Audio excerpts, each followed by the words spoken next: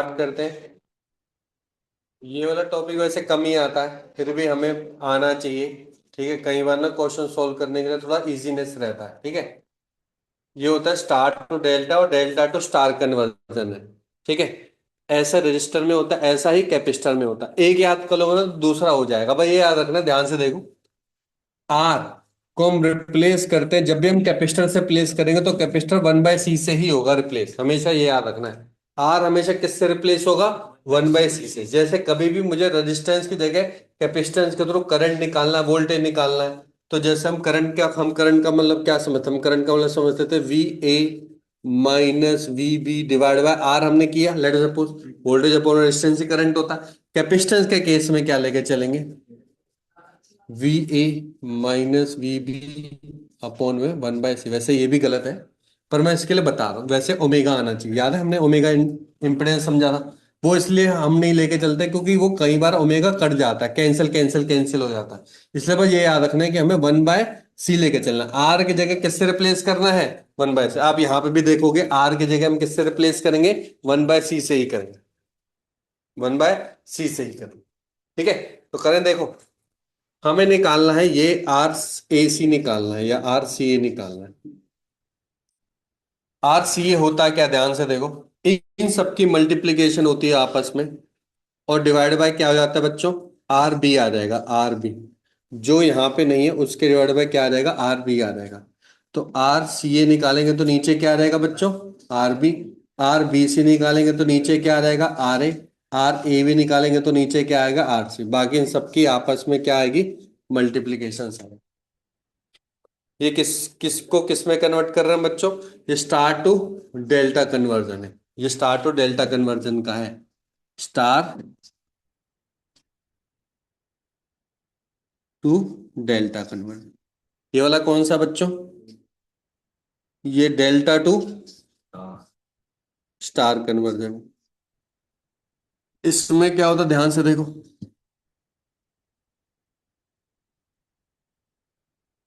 इसमें देखो बीच में एक लाइन बनाओ ऐसे, इसमें बनाओ, एक इसमें बनाओ। ये वाला जो रेजिस्टेंस है देखो, ये दो रेजिस्टेंस के बीच में आ रहा है कि नहीं आ रहा? तो मैं क्या लिखूंगा, ये वाला जो भी रेजिस्टेंस होगा, RCA BC, ध्यान से देखो, RCA × RBC डिवाइड बाय तीनों का सम। दोबारा देखो, RCA ×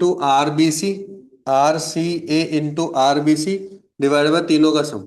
वैसे भी थोड़ा अगर दिमाग लगाओ, अगर आपने दो को मल्टीप्लाई किया है तो नीचे तो भाई एक ही रेजिस्टेंस आना चाहिए, दो तो आना चाहिए, क्योंकि कैंसिल आउट करके तो यूनिटलेस बन जाएगा। मानते हो कि नहीं मानते? इस वजह से यहाँ पे देखो, यहाँ पे दो का मल्टीप्लाई किया तो नीचे एक रेजिस्टेंस आना चाहिए, ताकि वो यूनिट को सेटिस्फाई कर सके। बात सही है कि नहीं? जैसा हमने स्टार टू डेल्टा या डेल्टा स्टार किया ना, ऐसे हम कैपेसिटेंस में भी कर सकते हैं। जैसे कि ध्यान से देखो, ये कैपेसिटेंस निकालना है, ये वाला कैपेसिटेंस निकालना है, तो देखो कैसे निकलेगा। ये है मेरा RCA, सॉरी CCA। देखो ये कैसे निकालो, इधर ध्यान दो। पहले हमने क्या किया था, आपस में इनकी मल्टीप्लाई की थी। तो क्या किया था, 1/CA, 1/CB plus 1/CA, 1/CC plus 1/CB into 1/CC divide by, जो नहीं है कनेक्टेड वो आ जाएगा 1/C।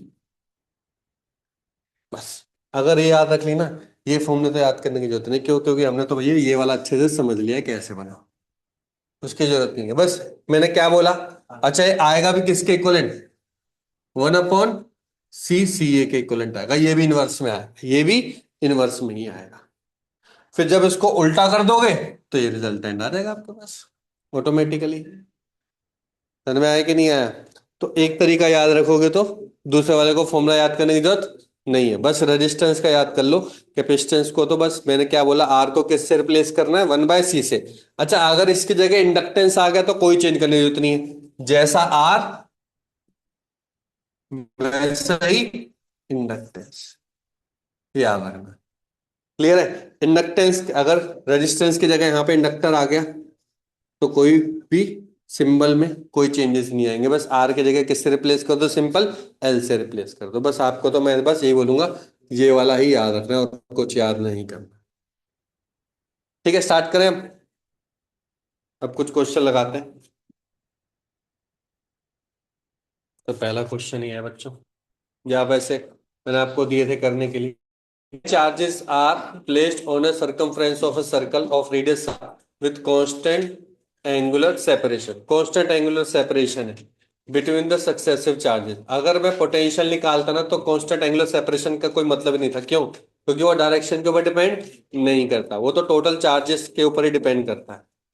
हाँ, इलेक्ट्रिक फील्ड के लिए हमें जरूरत पड़ सकती है, क्योंकि इलेक्ट्रिक फील्ड में हमें फिर डायरेक्शन की भी जरूरत पड़ती है। तो उसने बोला कि 5 ऐसे पॉइंट हैं जहां पे प्लस क्यू चार्ज है, 5 अदर ऐसे पॉइंट है जहां पे माइनस क्यू चार्ज है।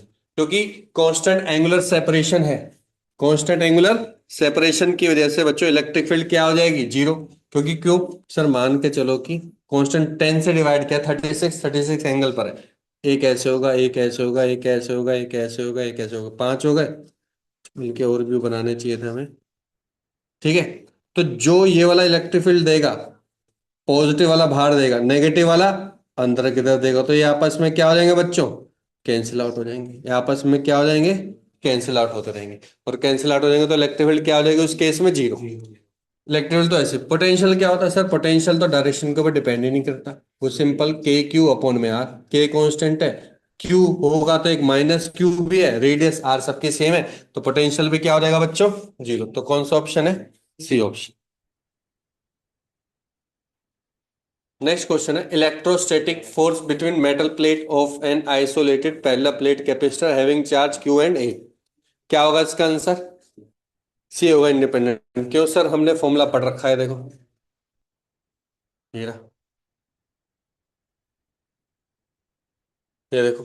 इलेक्ट्रिक फील्ड आपको पता है, आप कोई भी प्लेट होता है उसके through electric field sigma upon में 2 एप्सिलॉन होता है। फोर्स क्या होता है, क्यू इंटू ई होता है। कहीं पे भी डी का सेपरेशन का कोई जिक्र ही नहीं है। इसका मतलब कि फोर्स क्या होता है बच्चों, इंडिपेंडेंट ऑफ सेपरेशन होता है। तो प्लेट के बीच में कितना भी सेपरेशन हो, फोर्स हमेशा क्या रहेगा, कांस्टेंट ही रहेगा, इंडिपेंडेंट रहेगा।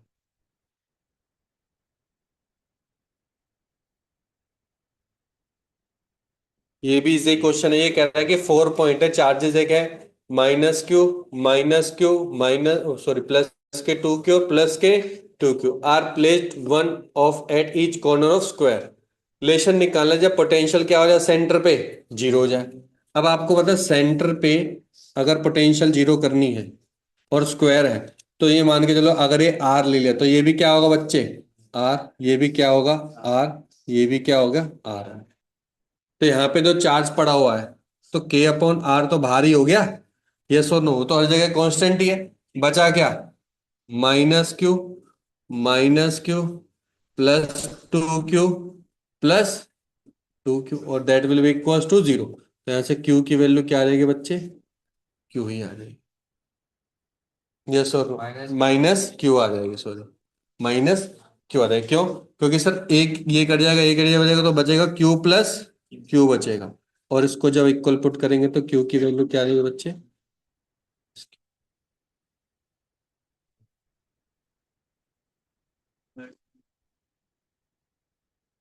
नेक्स्ट देखो,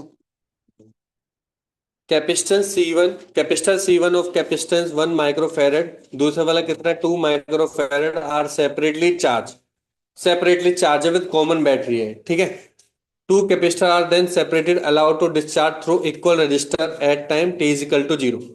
याद करो, हमने डीसी और एसी एनालिसिस किया था कैपेसिटर का रजिस्टर के साथ। तो कुछ हमने इस टाइप का सर्किट किया था, एक रजिस्टर है, एक क्या है बच्चों, कैपेसिटर है।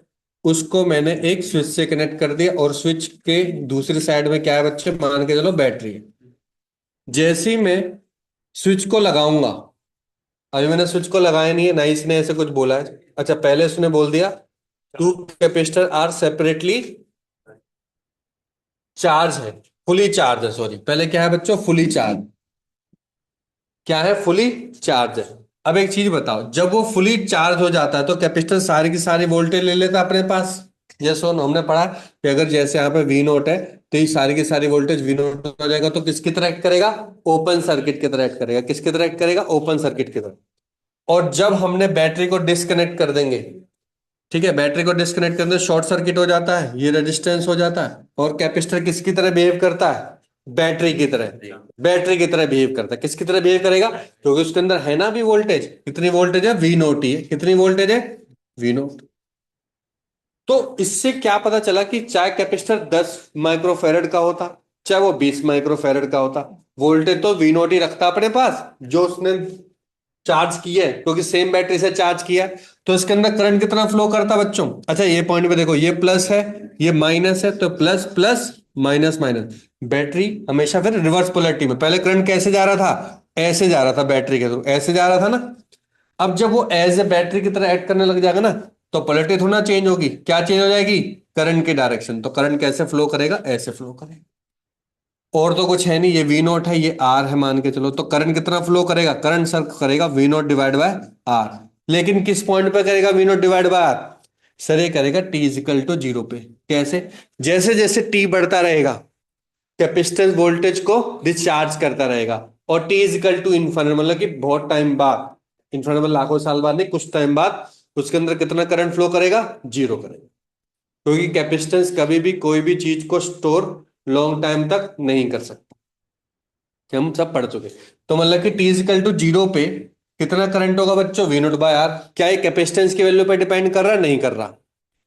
आप ये बोल सकते थे कि कितनी देर तक चार्ज करेगा, कितनी देर तक डिस्चार्ज करेगा, वो कैपेसिटेंस के ऊपर फॉर्मूला पे डिपेंड करता है। वो भी क्या होता है? T equal to R C, time constant के ऊपर डिपेंड करता है। तो करंट क्या होगा? दोनों में ही सेम रहेगा, अनइक्वल तो हो नहीं सकता। और नॉन जीरो भी रहेगा। देखो नॉन जीरो आ रहा है, वी नोट बाय आर आ। क्लियर हो गया यहां तक?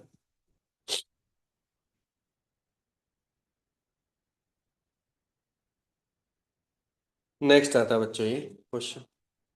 Electron having minus q charge located at point A in the presence of point charge plus q located at point B। जो इलेक्ट्रॉन है वो मूव कर रहा है फ्रॉम ए टू सी। तो ए बी सी क्या बना रहा है बच्चों? इक्विलेटरल ट्रायंगल बना रहा है। इक्विलेटरल ट्रायंगल बना रहा है, मान के चलो ये क्यू है, प्लस क्यू।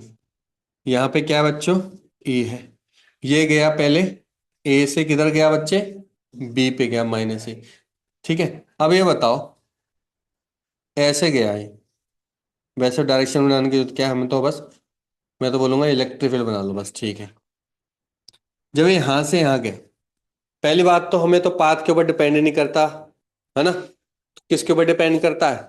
सिर्फ इनिशियल और फाइनल पॉइंट। अगर आप देखो, इसके और इसके बीच में डिस्टेंस कितना है? मान के चलो ए है।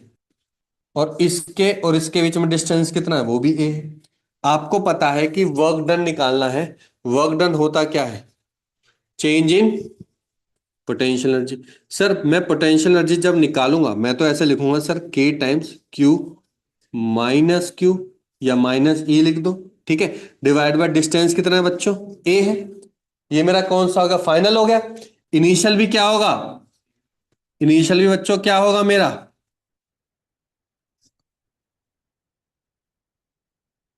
इनिशियल क्या होगा? सेम होगा। अभी ये माइनस माइनस प्लस, ये माइनस का कट जाएंगे, कितना आएगा बच्चे? तो आंसर क्या आएगा? सी आ जाएगा। क्लियर है यहां तक?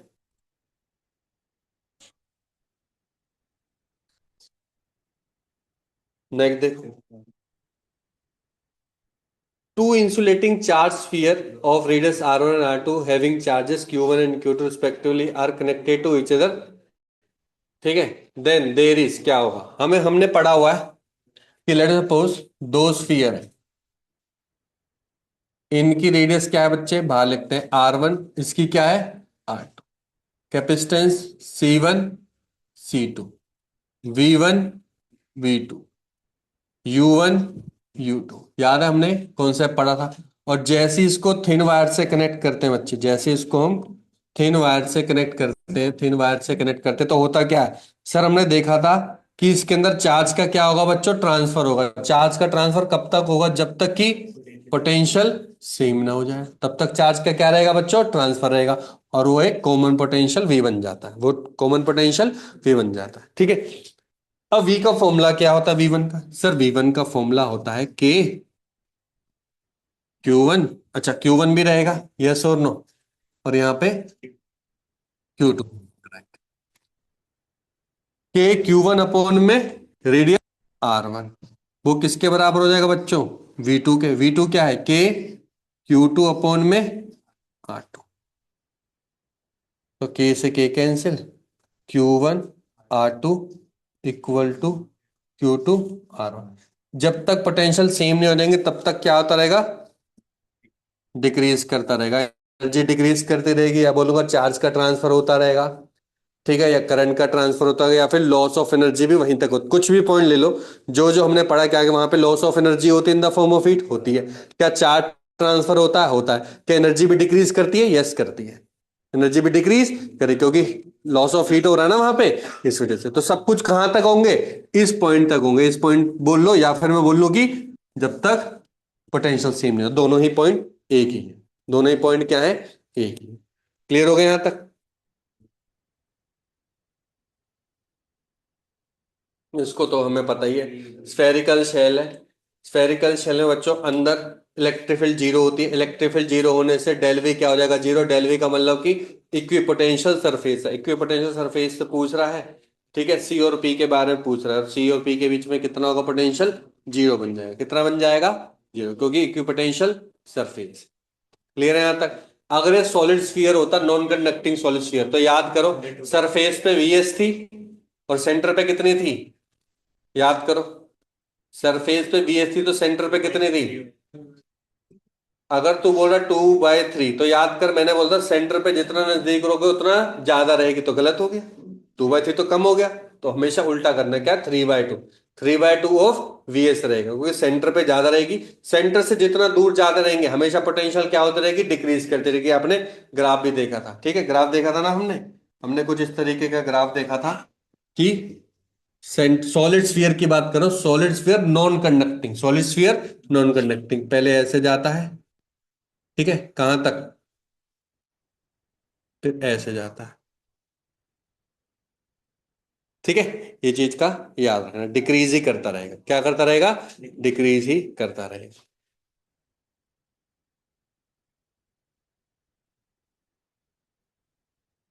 Circuit containing capacitor should be handle cautiously when there is no current. जब करंट नहीं फ्लो कर रहा तब भी कैपेसिटर से थोड़ा दूर रहना चाहिए। हैंडल उसको कॉशियसली करना चाहिए। क्यों? क्योंकि कैपेसिटर वेरी डेलिकेट होता है, क्विकली ब्रेक डाउन हो सकता है। ऐसे हल्का सा होता है, ऐसे तो हमने नहीं देखा भाई कैपेसिटर। आपने देखा है कि आप आराम से हाथ से उसको निकाल सकते हैं। आपने देखा है कि फैन भी आप खुद भी चेंज कर सकते हो। तो ऐसा तो कुछ नहीं है। पर मेन रीजन क्या है? मेन रीजन है कि कैपेसिटर के अंदर चार्ज स्टोरेज हो जाता है। जैसे ही आप, तो आपके तो उसको ग्राउंड मिल जाएगा। आपके बॉडी का रेजिस्टेंस है, उसको ग्राउंड कनेक्शन मिल जाएगा। तो आपके अंदर शॉक भी लग सकता है।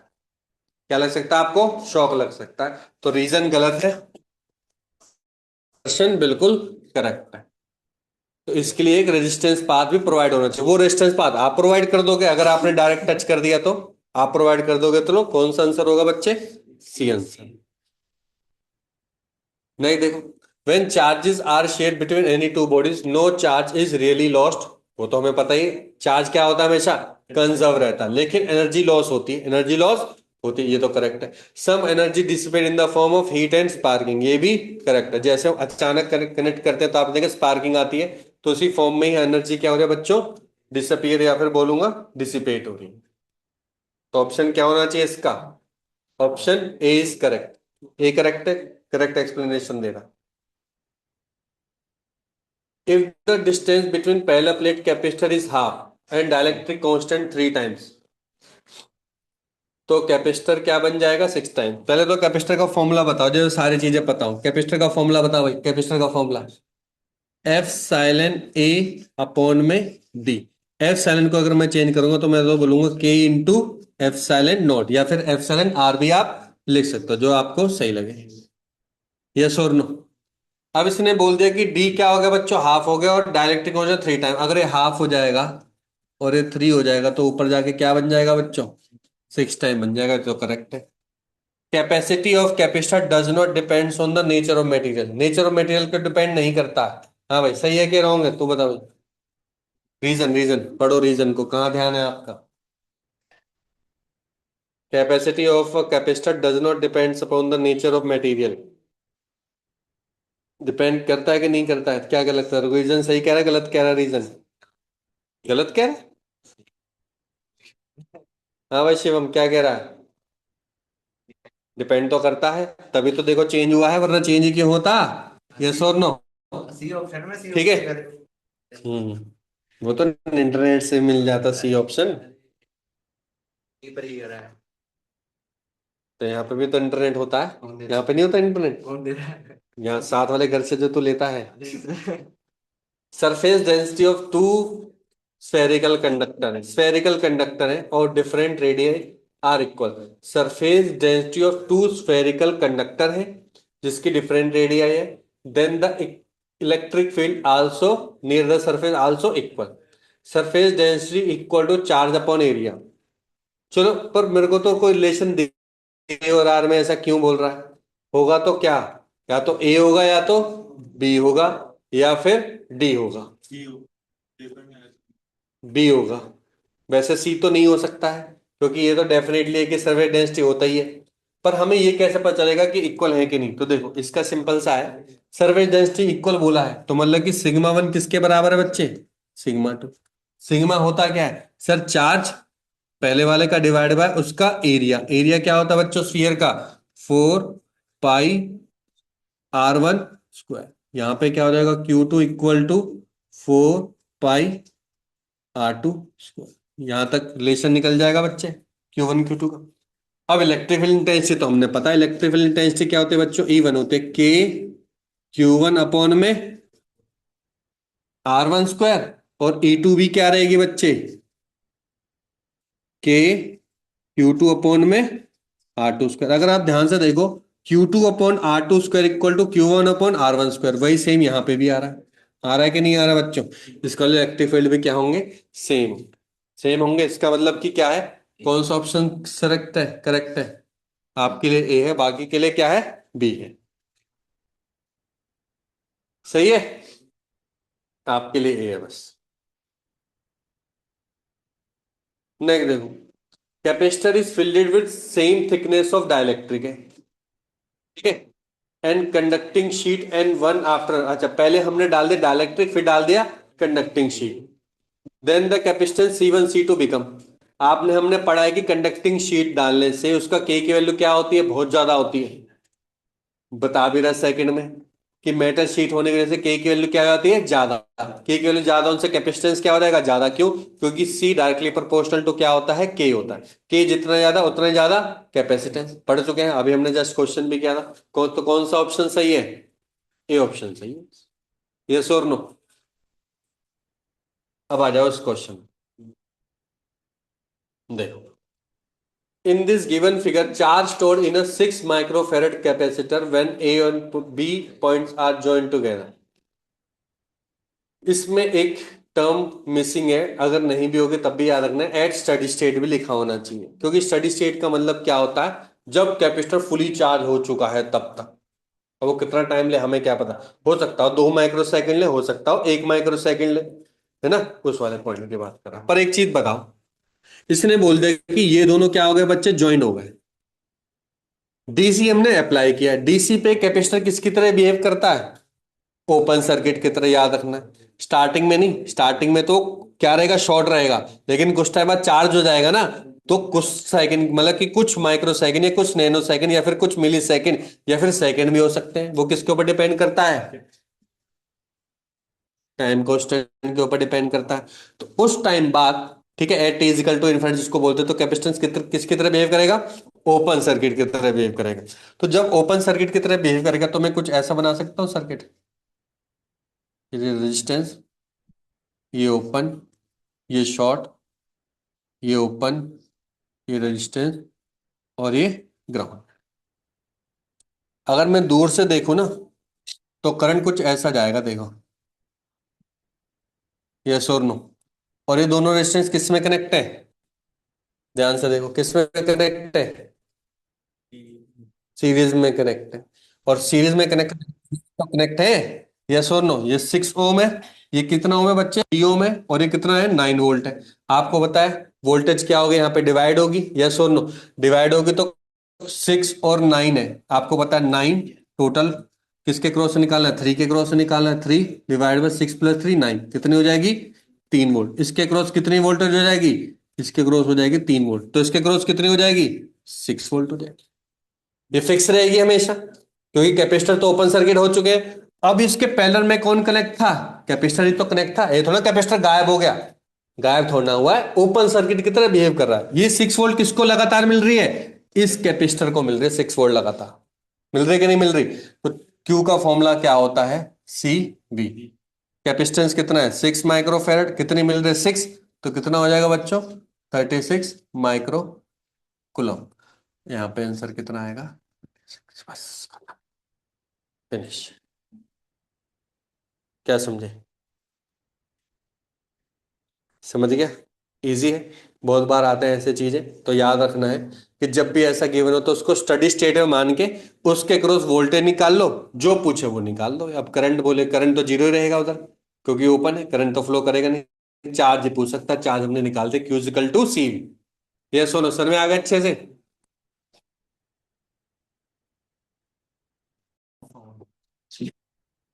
ये भी बच्चों बहुत इंपॉर्टेंट क्वेश्चन है, इस पे क्वेश्चन 3 4 बार आ चुका है, ठीक है। ये हमने उसमें पढ़ा था, डीसी में। एक होता है डिस्प्लेसमेंट करंट होता है, क्योंकि कैपेसिटर के अंदर करंट तो फ्लो होता नहीं है, लेकिन due to variation of voltage यहाँ पे क्या हो रहा है हमारे, क्या हो रहा है बच्चों? इलेक्ट्रिक फील्ड जैसे भी एक डिस्प्लेसमेंट करंट जो उसको ओवरकम करने के लिए होता है, वो कौन सा करंट होता है बच्चों? डिस्प्लेसमेंट करंट होता है। और उस डिस्प्लेसमेंट करंट का अगर थोड़ा बहुत फॉर्मूला याद हो तो वो होता है सी डीवी बाय डी होता है। सी डीवी बाय डी होता है, हमेशा याद रखना, बहुत इंपॉर्टेंट फॉर्मूला है। ठीक है, हमेशा ऐसे याद रखो। देखो, एक फॉर्मूला होता है V equal to I R, ये तो होगा रेजिस्टेंस के केस में, ठीक है। इसके केस में होता, कैपेसिटर के केस में होता I is equal to C D V by D T. Inductor के केस में उल्टा हो जाता, V आ जाता इधर, आई चला जाता इधर। तो मतलब V इजिकल टू क्या हो जाएगा? L D I by D T. ये तो फ्लक्स से भी कर सकते हो, क्योंकि फ्लक्स क्या होता है? L इंटू आई होता है, याद करो, पढ़ा है ना हमने। वोल्टेज क्या होता है? Change in flux with respect to time. और फ्लक्स क्या होता है? एल आई होता है, वो तो वहीं से निकल के आया है। ठीक है, चलो तो यहां से पढ़ना। देखो, डिस्प्लेसमेंट करंट कितना गिवन है बच्चे? ये value I given is develop in the space between the plate of parallel plate capacitor when the voltage is changing. क्या ये वोल्टेज चेंज हो रहा है? यस और नो, हो रहा है ना? तो वोल्टेज चेंज ये रहा, वोल्टेज चेंज ये रहा। यहाँ पे सी कैपेसिटर का एरिया गिवन है, सी को हम किससे रिप्लेस कर सकते हैं? सी को हम रिप्लेस कर सकते हैं एप्सिलॉन ए अपॉन में डी। ये बन जाएगा डीवी बाय डी टी। तो देखो अभी तक क्या क्या वैल्यू पता, हमें ए पता चल चुकी है, आई पता चल चुकी है, yes. D V by D T पता चल चुके हैं, यस। एरिया ऑफ कैपेसिटर पता चल चुका है, यस। ध्यान रहे किस में गिवन है, यही दिक्कत करता है सबसे ज्यादा, हम डायरेक्ट वैल्यू पुट करते हैं, गलत हो जाता है। हर चीज को हमेशा किस में कन्वर्ट कर दो, पहले देख लो सब स्टैंडर्ड में, स्टैंडर्ड में याद करो। डी की जगह लिख रखा है कितना? एक्स 10⁻³ तो हमें क्या पुट करनी है बच्चों? एक्स की वैल्यू प्रॉपर निकालनी है। 10⁻³ भी गिवन है, तो याद कर लो, उसको सेपरेट करके एक्स की वैल्यू होगी। ठीक है, परमिटिविटी दे रखी है कुछ ऐसा अलग से, तो हमें कुछ बताया नहीं कि डाइलेक्ट्रिक है, तो हमें बस यहाँ पे क्या मान लेना? एप्सिलॉन नॉट मान लेना। इसकी वैल्यू निकालने, सिंपल डी की वैल्यू निकालनी। इंपॉर्टेंट फॉर्मूला लिख लो, वेरी इंपॉर्टेंट फॉर्मूला। वैसे तो हमने उसमें भी लिखा है, फिर भी यहाँ भी लिख लो, याद रहेगा। Displacement current in the capacitor equals to I is equal to C D V by D T.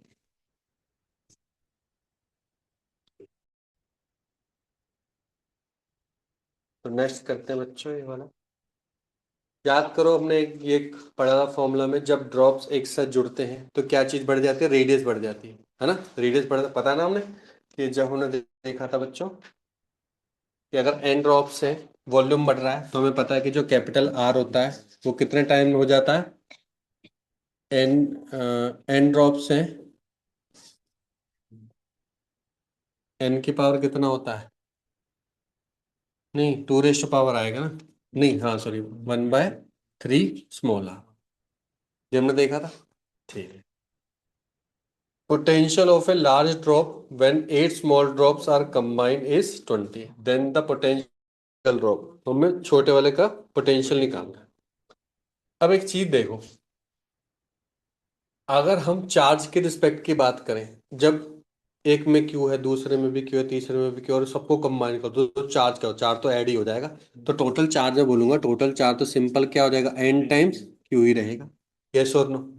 ठीक है, क्यू पर चल गया, आर पर चल गया, मैं तो सिंपल किसका पोटेंशियल का फॉर्मूला जानता हूँ, वो क्या होता है, के क्यू अपॉन में आर ही होता है। यस और नो बच्चे, है ना? तो फिर मैं तो सिंपल बता दूंगा सर, यहाँ पे के है, के में तो कोई चेंजेस नहीं आएगा, क्यू क्या बन जाएगा बच्चे, एन क्यू। यस और नो? और आर क्या बन जाएगा बच्चों, आर बन जाएगा N raise to power 1/3 into small R. Yes और नो? है ना? इसके की वी की वैल्यू गिवन है लार्जर ड्रॉप की, है ना? कितने गिवन है बच्चे, 20 गिवन है। तो हमें स्मॉलर ड्रॉप के निकालें, स्मॉलर ड्रॉप का तो फॉर्मूला क्या होगा बच्चा, स्मॉलर ड्रॉप के लिए होगी वैल्यू के क्यू अपॉन में आर, तो हमें इसकी वैल्यू निकालनी है बच्चे। वो तो वैसे भी दिखाई दे रहा है, देखो के क्यू अपॉन में आर को अगर मैं सेपरेट कर दूं तो ये बन गया एन, यहाँ बन गया N raise to power 1/3 equal to 20। N की वैल्यू कितनी है, 8, यहाँ पे आ जाएगा 2, 8/2 4, 20/4 5, 5 आंसर। तो हर एक ड्रॉप का कितना पोटेंशियल था बच्चों, 5 वोल्ट। समझ में आ गया, नहीं आ गया? ठीक है, हमें जो मैंने फॉर्मूला बताया था कि शॉर्टकट याद कर लो, वो भी कर, सिंपल कॉन्सेप्ट अगर ये याद है तो आराम से हो जाएगा बस। फॉर्मूला कौन सा, ये तो हमें कितनी बार कर चुके हैं ये वाली चीजें, तो हमने सरफेस से हमने जब वो पढ़ा था फ्लूइड मैकेनिक्स, उसमें बहुत बार यूज हुआ है कि नहीं हुआ है? क्लियर है यहाँ पे? ठीक है, कैपेसिटेंस में क्या हो जाएगा, कैपेसिटेंस में क्या हो जाएगा सर, कैपेसिटेंस का ना एक आपने फॉर्मूला बताया था, C is equal to 4 pi epsilon R, याद है? तो अगर आर बच्चों 1 n/1/3 होगा तो सी भी क्या हो जाएगा, n/1/3 स्मॉल सी। यस और नो?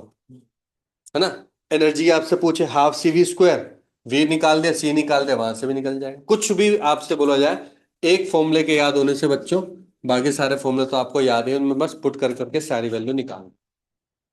क्लियर है? मैं इसको पढ़ लूंगा।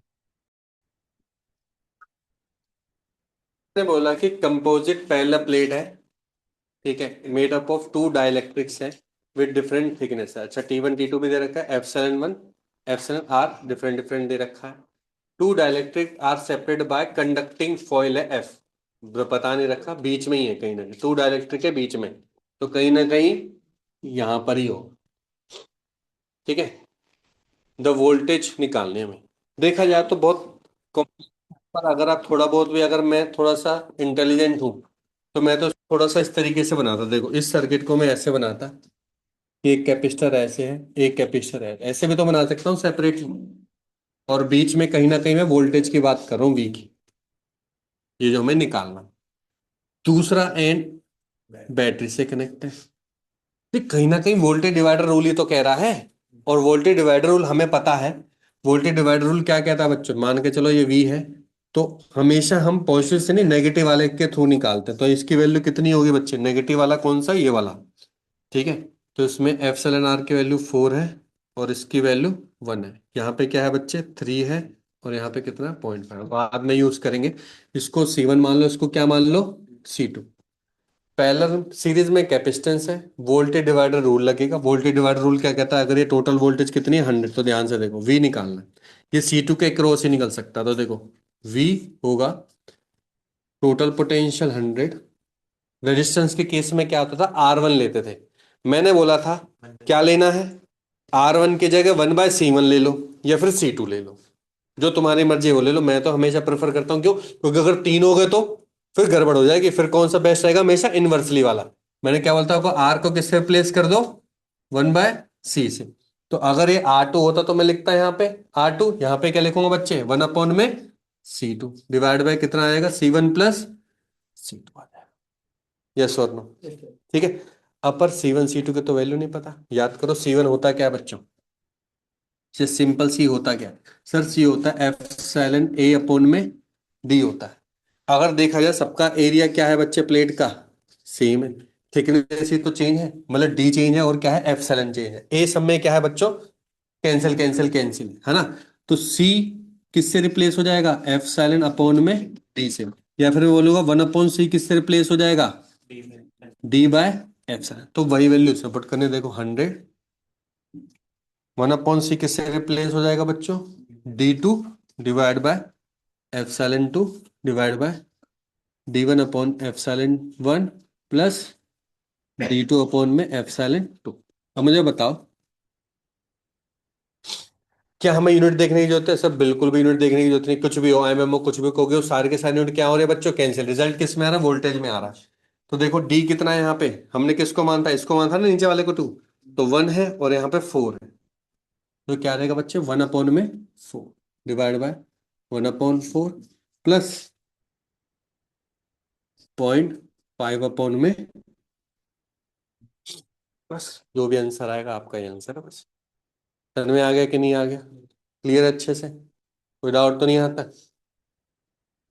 ठीक है, आप इसको एक इजी वाले सर्किट में रिप्लेस करके आराम से करोगे तो सोल्व हो जाएगा। क्लियर है, आगे बढ़े। देखो ये अच्छा क्वेश्चन है, लेवल 2 क्वेश्चन।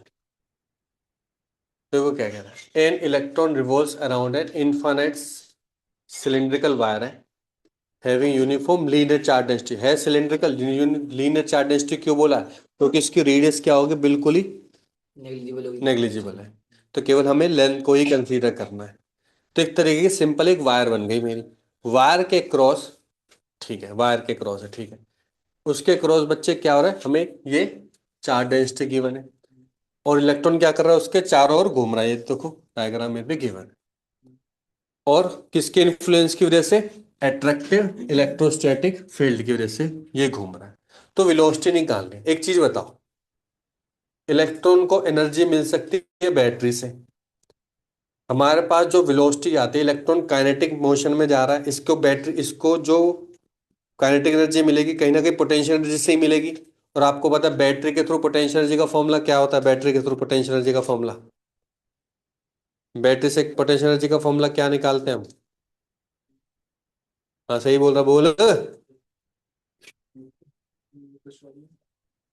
क्यूवी, क्यूवी याद है, क्यूवी था हमारा पोटेंशियल एनर्जी, ठीक है। और वो किस में कन्वर्ट हो जाएगी बच्चों, हाफ एम वी स्क्वायर। जैसे लो हमारे पास ये पोटेंशियल है, हमारे पास ये क्या हो जाएगा बच्चों, पोटेंशियल बन जाएगा।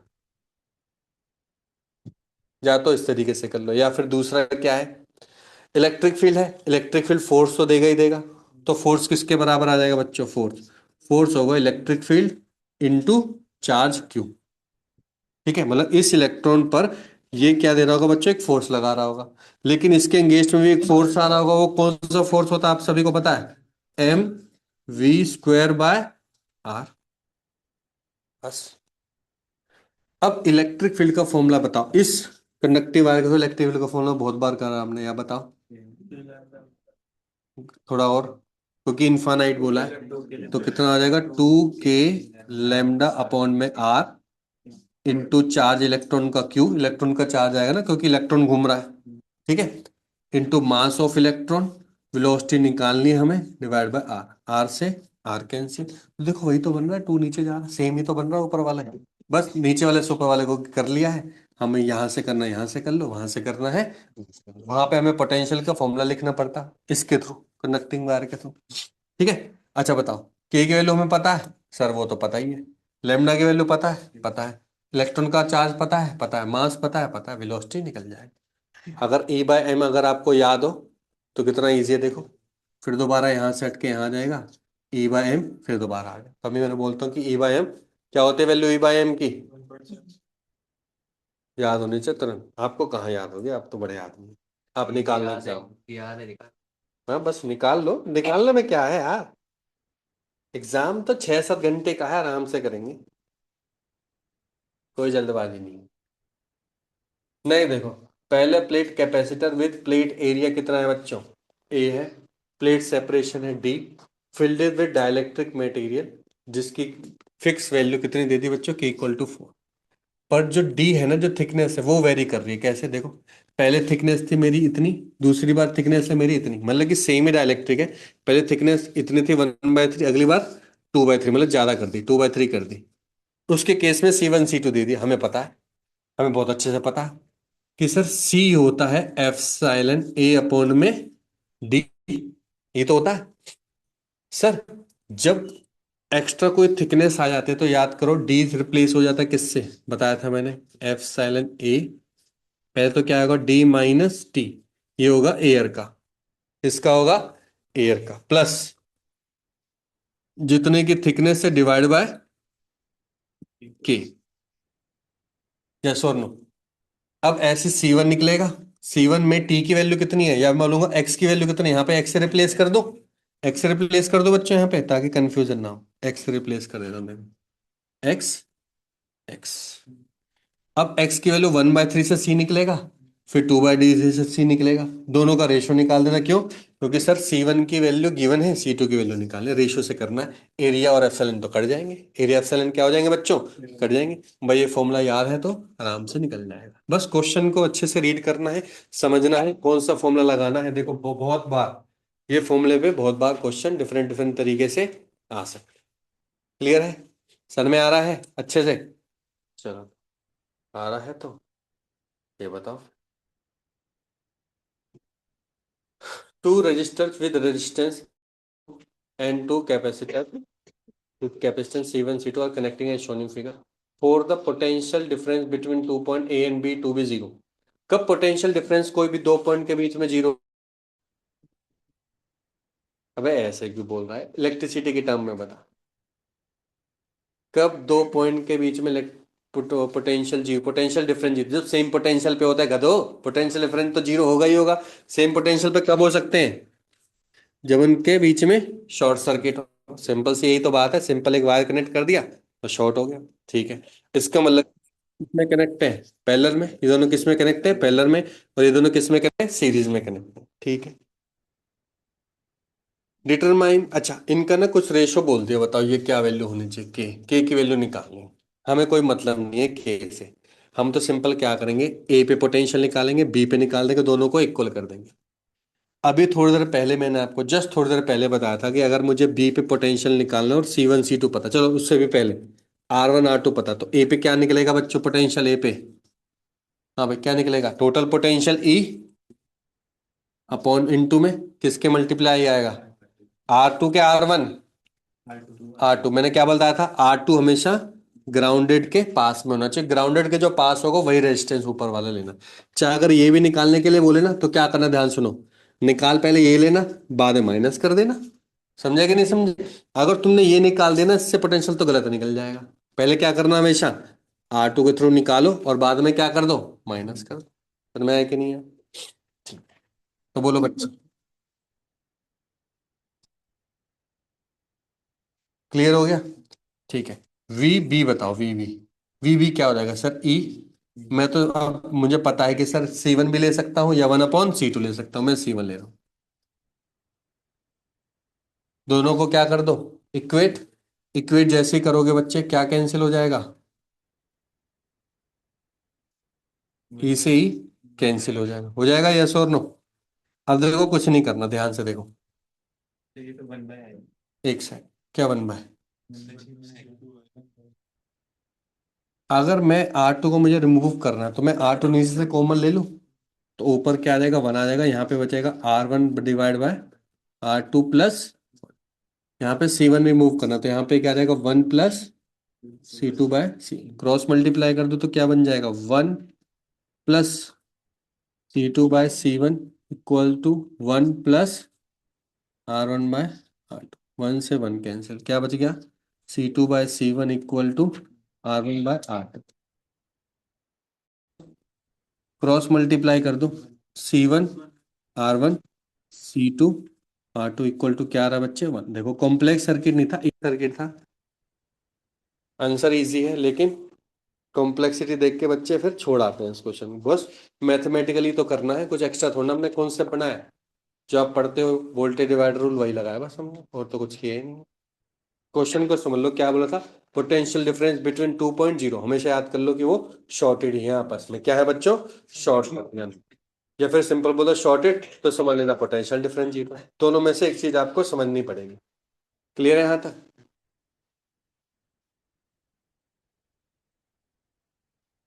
बहुत ही जबरदस्त क्वेश्चन। इसमें एक स्टेटमेंट गलत है मेरे ख्याल से, यहाँ पे क्लोज्ड है। देखो उसको स्टेप बाय स्टेप पढ़ते हैं। तीन आइडेंटिकल कैपेसिटर है, सबकी वैल्यू कितनी है बच्चों? 1 माइक्रो फेरेड है। सर्किट को भी देखते रहो, 1 micro 1 micro 1 micro. They are uncharged initially, मतलब कोई भी इनिशियली चार्ज नहीं है। They are connected in circuit as shown in figure. C1 में फिल कर दिया गया क्या बच्चों? डाइलेक्ट्रिक, जिसकी वैल्यू क्या है बच्चों यहाँ पे?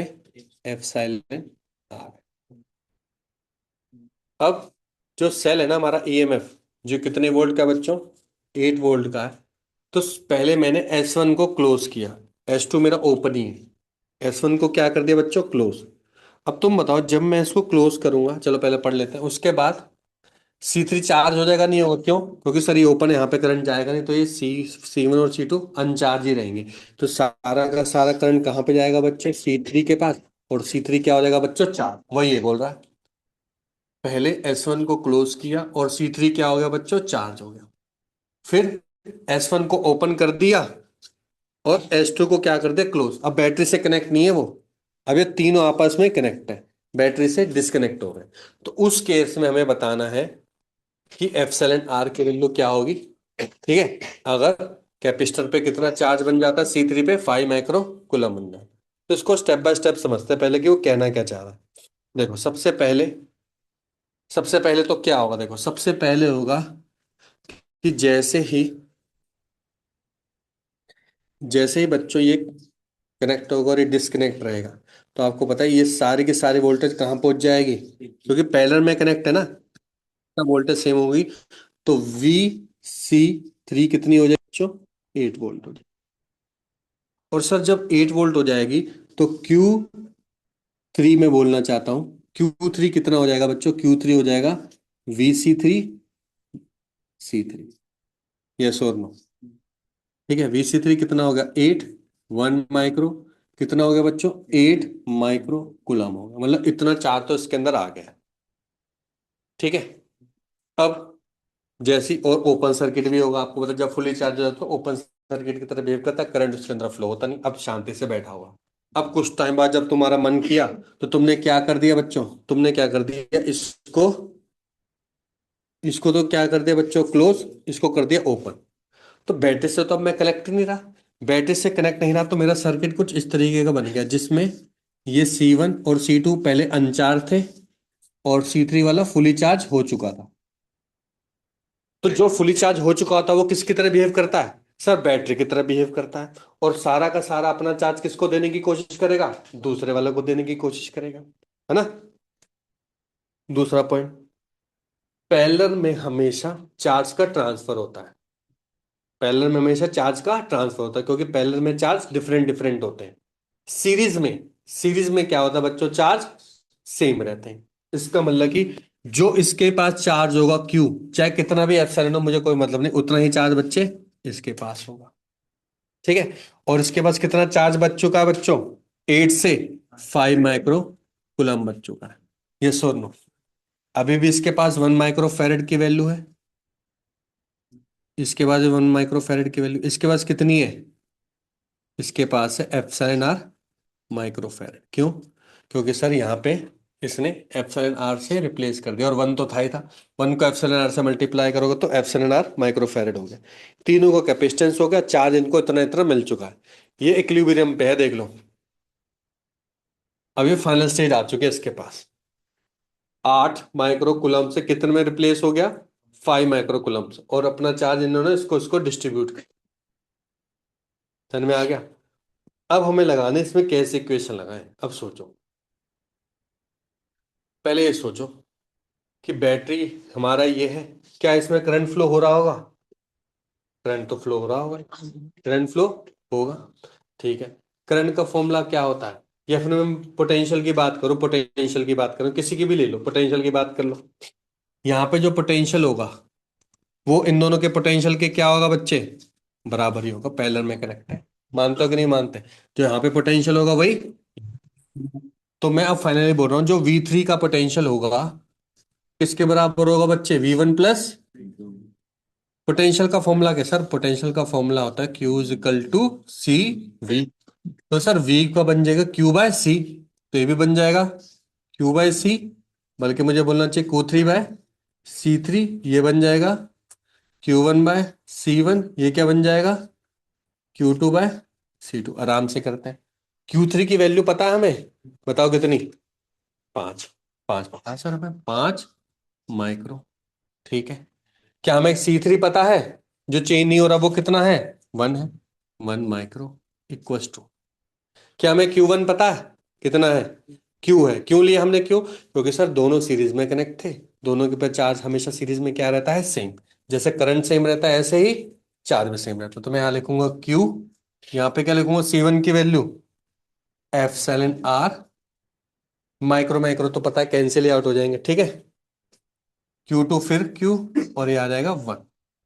माइक्रो माइक्रो माइक्रो सब कैंसिल हो चुके हैं, ठीक है। Q की वैल्यू माइक्रो में ही निकलेगी, कहीं माइक्रो भूल जाना, माइक्रो में था वो, ठीक है। यहाँ पे बचा 5, यहाँ पे क्या बचा बच्चे, तीन हम्म, तीन क्या ले सकते हैं, तीन T। तीन तीन तीन, क्योंकि यहाँ पे पाई बच गया था। हाँ हाँ, अब देखो यहाँ पे बचा 4, और 4 दोनों के पास क्या होना चाहिए बच्चे, इक्वल। तो यहाँ पे आ जाएगा 3/F∼R, और यहाँ पे आ जाएगा 3। 5 - 3 कितना होता है बच्चों, 2। 3/F∼R की वैल्यू कितनी आ गई बच्चे, 3/2, दैट इज 1.5। ये आंसर है, ठीक है। पहले 8 था, 8 से 5 चला गया तो 3 गया होगा ना, 3 दोनों के पास गया है। हाफ हाफ हो नहीं सकता, क्यों, क्योंकि सीरीज में क्या होता है, चार्ज सेम है। एक और चीज, F∼R की एलिमिनेशन 1 से क्या होनी चाहिए, ज्यादा ही होनी चाहिए, ये भी याद रखना। कभी गलती से तुमने निकाल दे कम, तो याद रखना तुमने गलत निकाला, एक बार दोबारा चेक करना है, फिर इनवर्सली का चेक कर लेना कि कहीं इनवर्स का कोई रिलेशन तो नहीं बन रहा गलती से तुम्हारे से, ठीक है। क्लियर है, आगे बढ़े। रिलेटिव वाले की वैल्यू 1 से ज्यादा रखनी है, ठीक है यार।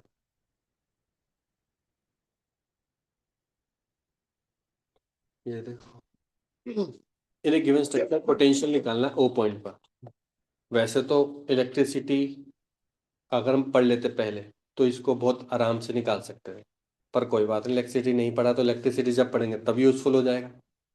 जब भी आपको कोई भी पॉइंट पर पोटेंशियल निकालने के लिए बोलता है, हमेशा याद रख लो उस पॉइंट को हाईयर पोटेंशियल मान लो। क्या मान लो, या फिर लोअर मान लो, या तो सबसे ज्यादा मानो या सबसे कम मानो, बीच का नहीं मानना। तो क्या माना, सबसे ज्यादा के सबसे कम, सबसे ज्यादा मानो। करंट कैसे फ्लो करता है, हाईयर टू लोअर के lower to higher, higher to lower flow करता है, यस और नो, है ना। हमने KCL पढ़ा है, all sum of all current will be equal to at junction will be equal to 0, ये तो पढ़ा है। या फिर incoming current is equal to outgoing current.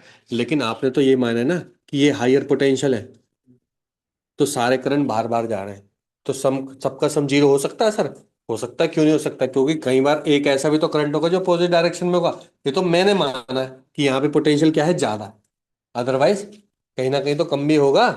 ठीक है, तो आप बस शुरू में मान लो और बाहर बाहर बाहर ले लो, ठीक है। इसको मान लो V। अगर ये रेजिस्टेंस होता तो आप क्या बोलते सर, आप ये वाला करंट की वैल्यू बोलते higher potential minus lower potential divide by resistance. लेकिन रेजिस्टेंस तो है नहीं, ये क्या है, मैंने बोला था रेजिस्टेंस की जगह जब हम कैपेसिटर लिखेंगे तो कैसे लिखेंगे, 1/C में। बस हो गया काम खत्म। देखो V -24 डिवाइड बाय 1/2 खत्म, प्लस V -4 अपॉन में 1/6 प्लस V -6। अच्छा, अगर यहाँ पे पोलैरिटी होती -6 तो यहाँ पे क्या आया था, +6 आया था, ठीक है। 1/4 इक्वल्स टू, सर ये तो बहुत ईजी है, देखो 2 माइक्रो तो ऊपर ही तो चल जाएगा डायरेक्ट, और माइक्रो माइक्रो माइक्रो भी कैंसिल हो जाएंगे, तो मैं डायरेक्ट लिख दो 2 times V -24, 6 times V -4, 4 times V -6। देखोगे अगर आप ध्यान से तो 2 की मल्टीप्लीकेशन भी है, तो v-24, 3v-12, 2v-24, 12 तो कैंसिल हो गए, यस और नो? अबे माइनस माइनस माइनस में ये तीनों, जल्दबाजी में ये भी कर देते हैं बच्चे, टैलेंटेड है ना सब। -24, -12 काटो, खत्म क्वेश्चन। तू लगाएगा v = 0, क्योंकि हमें पता है ना 6v किसके बराबर है, 48, कितनी वैल्यू आ गई, 8 वोल्ट आ गई। इसका मतलब देखो करंट कैसे जा रहा है, 24 ज्यादा है ना, तो करंट एक्चुअल में ऐसे जा रहा है, ये तो ज्यादा है इससे, तो incoming current is equal to outgoing current. Sir में आया कि नहीं आया? करंट भी पूछ सकता था, तो पहले वोल्टेज निकाल लो, करंट देखो कितना हो जाएगा, 24 - 8, पर उसके लिए ओमेगा की वैल्यू पता होना जरूरी है। करंट कभी भी सिंगल कैपेसिटर 1/c से कभी भी करंट नहीं निकलता, ठीक है? समझ में आ गया? क्लियर है भाई?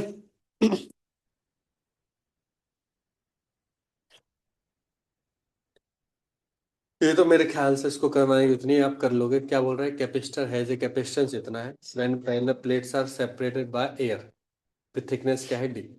फिर हमने एक स्लैब डाला जिसके डाइलेक्ट्रिक कांस्टेंट क्या है, 1.5, एरिया तो सेम है, ठीक है, लेकिन थिकनेस क्या है बच्चे, d/2, मतलब हाफ थिकनेस कर दी। वही वाला फॉर्मूला, εa/d - t+t/a वाला लगाना है, कैपेसिटेंस वैल्यू बता देंगे, यस और नो? हो जाएगा ना?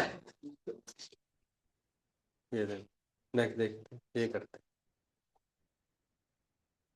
इसने बोला कि टू पैरेलल प्लेट कैपेसिटर है, एक ये है बच्चों, एक ये है। दोनों किस में कनेक्ट है, सीरीज में के पैरेलल में?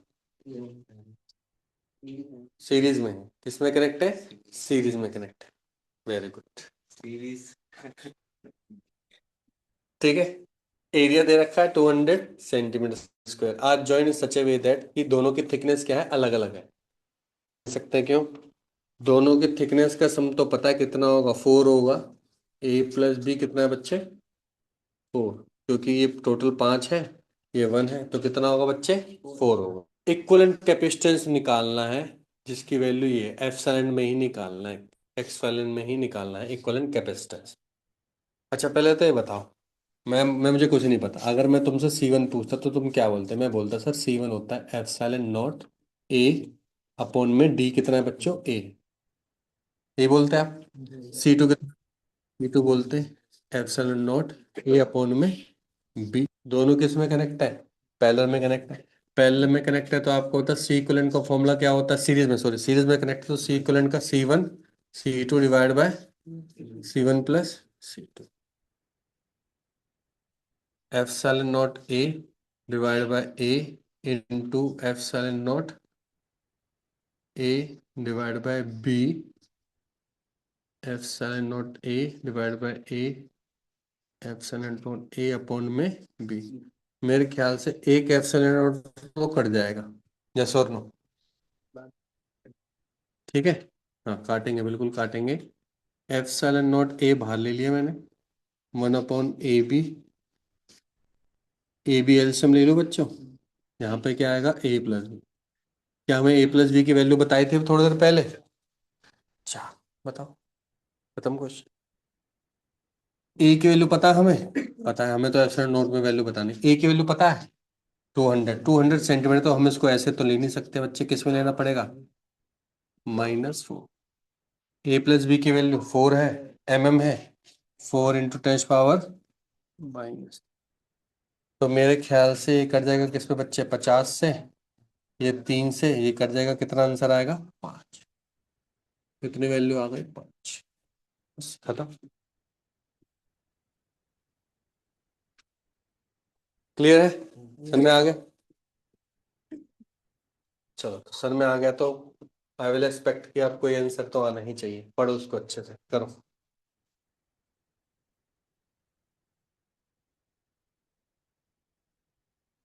इस क्वेश्चन को करो।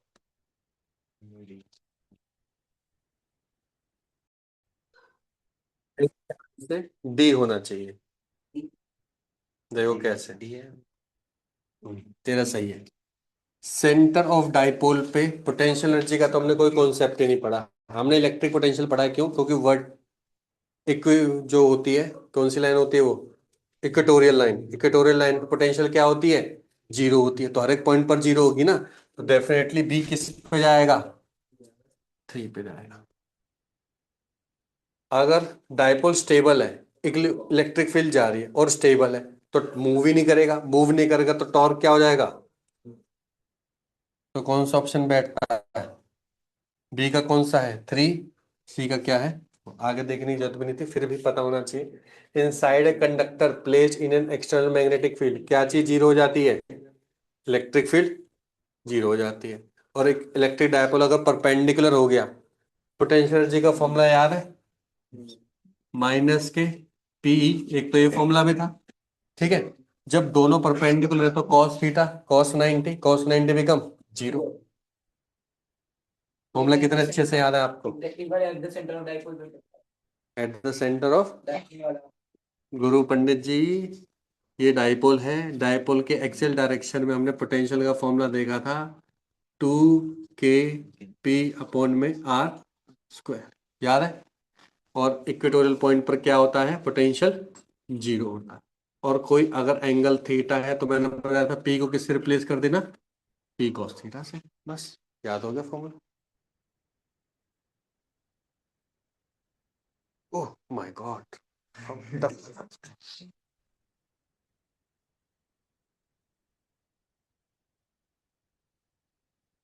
ये तो फॉर्मूला याद होना चाहिए। जब कैपेसिटर कनेक्ट हो देते हैं, ठीक है, तो उनके अंदर लॉस ऑफ एनर्जी का फॉर्मूला पता था क्या होता है? अभी तो बता। C2 इंटू में V1 माइनस V2 का होल शाबाश, 2 रह गया। मार इसको। वही बोल रहा था, अभी टू नहीं बोला इसने, पिटेगा ही। 2 times C1 C2 V1 minus, नीचे आता ऊपर आता है? पक्का? देख लो एक बार। तो देख लिया। देख लिया तूने? चलो, ये तो पता है, और ऑप्शन ऐसी नहीं है, और ऐसा ऑप्शन नहीं आने के बहुत कम चांस।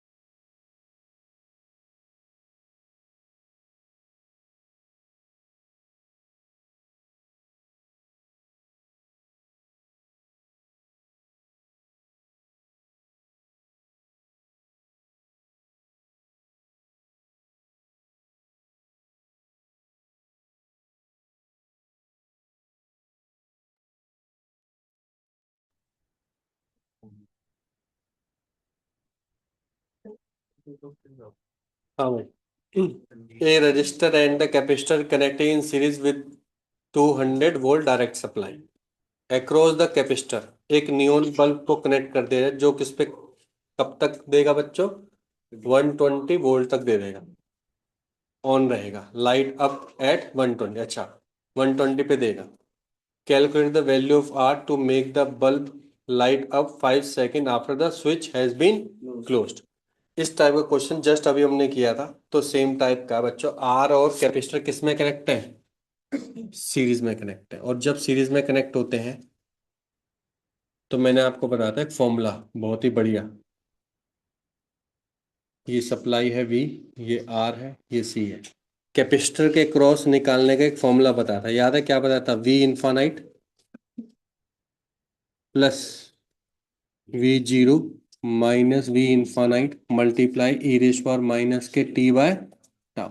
टाउ की वैल्यू तो फिक्स है, आर सी है तो आर सी ही आ जाएंगे। वी इनफाइनाइट का मतलब कि जब फुली चार्ज हो चुका होगा, आपको पता है जब फुली चार्ज होगा ओपन सर्किट होगा, करंट फ्लो करेगा, वी डायरेक्टली किसके पे चला जाएगा, सी के पास। तो ये तो हो गया वी। अनचार्ज होगा तो शॉर्ट सर्किट होगा, कैपेसिटर किसकी तरह बिहेव करेगा, शॉर्ट सर्किट मतलब कि वोल्टेज, शॉर्ट सर्किट में वोल्टेज कितनी होती है, जीरो, अभी बताया। तो ये वी हो गया, ये जीरो हो गया, वी हो गया, तो वी कॉमन लेके one minus E raise power minus के टी बाय, ऐसा रिलेशन हम पढ़ चुके हैं। यस और नो। वी कितना है बच्चा यहाँ पे, 200। अच्छा ये कह रहा है कि कितनी वोल्टेज पे होगा, 120, तो वी यहाँ पे 120 पुट कर दो बच्चों। यहाँ पे कितना आ जाएगा, 200 आ जाएगा, one minus E raise to power, tau कितना हो जाएगा, टाओ तो हमें पता ही नहीं क्योंकि आर है। ठीक है, तो इसको लिख लो। टी की वैल्यू कितनी गिवन है बच्चों, 5 सेकेंड गिवन है, यहाँ पे 5 सेकेंड गिवन है। चलो देखते हैं। तो माइनस के 5, टाओ की वैल्यू कितनी होगी, 2 इंटू आर, तो मेरा 2 आर, और ऊपर आ जाएगा 10 रेशो पावर 6, जो कि गलत लग रहा है मेरे को। यहाँ पे भी बच्चों क्या आना चाहिए, 5 माइक्रो सेकेंड होना ही होना चाहिए, करने निकलेगा ही नहीं आंसर। क्योंकि देखो, जैसे ये वैल्यू कटेगी तभी कितना आएगा बच्चों, सॉरी ये वैल्यू कट जाएगी, तो कितना आएगा, माइनस के 5/2 आर हो जाएगा, तो 2.5 की वैल्यू में गिवन भी है, तभी वैल्यू निकल सकती। या फिर इसको ऐसे ही रहने दो, नहीं बोल रहा है तो हम 10 पावर 6 में देखते हैं, निकल सकते हो। क्या करना पड़ेगा बच्चों, 120 डिवाइड बाय 200। अच्छा इसमें आर की वैल्यू बहुत ज्यादा रखे देखो, तो हो सकता है फिर आर की वैल्यू देखो कि मेगा ओम में दे रखी है, फिर तो हमें 10 पावर 6 वही रहने दो, ठीक है। Equal to one minus E raise to power minus के 5/2 आर 10 रेस टू पावर 6। कोई डाउट यहाँ तक, ठीक है। जीरो से जीरो कैंसिल, इसको इधर ले जाओ, E raise to power minus के 5/2 10 raise to power 6 by R, 1 minus 12 divide by 20, कितना हो जाएगा बच्चों, 8/20, कितना हो गया, 1/में 2.5, ये आ गया। आए कि नहीं आए, एंटी लॉग ले लेंगे। एंटी लॉग क्या कहता है, माइनस माइनस कट कर देगा, तो मैं डायरेक्टली लिख रहा हूँ बच्चों, 5/2 10 raise to power 6 divide by R, L N 1/2 की वैल्यू कितना, 0.4, ठीक है। आर को उधर ले जाओ, तो इसकी वैल्यू हो जाएगी 5/0.8 इंटू 10 रेशो पावर 6, 50, कितने पे जाएगा, 8×6 = 48, 6 समथिंग पे जा रहा है, 6 समथिंग पे जा रहा है। कैलकुलेशन देखो एक बार, 5 सेकेंड सही पुट किया, 2 आर सही पुट किया, 10 6 सही पुट किया, रुक जाओ 1 सेकेंड, ये आ गई, ये वैल्यू सही है। अगर मैं एंटी लॉग लूंगा यहाँ पे, एंटी लॉग लूंगा बच्चों, तो ये क्या आ जाएगा, माइनस के 5/2 10 raise to power 6 divide by R, equal to कितना आ जाएगा, एल एन 1/में 2/2.5 आ जाएगा बच्चों। अच्छा,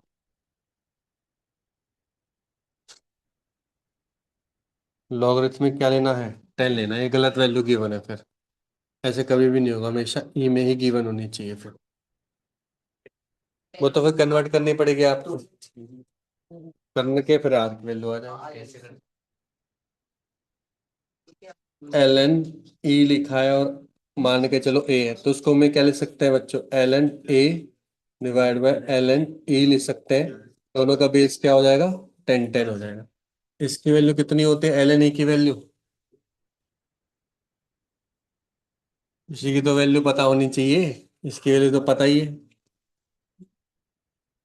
लॉगरिथमिक ई की वैल्यू, बेस की वैल्यू कितनी होती है, 0.23 होती है शायद, 2 अगर रुक जा रुक जा रुक जा, लॉग ए भाई ए भी हो सकता है, विद बेस ए सी भी हो सकता 0.43 होती, ठीक है। इसकी वैल्यू कितनी होती है बच्चों? 0.43। हमें इसकी वैल्यू पता कितनी है? 0.4। ठीक है, ये वैल्यू पुट करके तब आर की वैल्यू आ जाएगी। सर में आया कि नहीं आया? ठीक है। पर मैंने तो पहले बहुत ही कम चांसेस होता है हमेशा ई में ही आंसर वो देगा ही देगा, इतना बड़ा कैलकुलेशन आपके लिए नहीं देगा। वो आपको नहीं चाहेगा कि इसकी वैल्यू याद हो। ठीक है।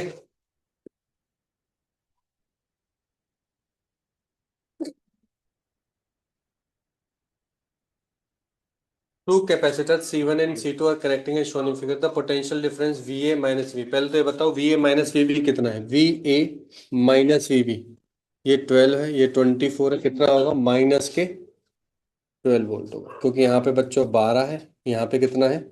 24 है। VA माइनस VB पूछ रहा तो माइनस के 12 रहेगा, ठीक है। पर इसने पूछा क्या है? What is the charge on capacitor C2?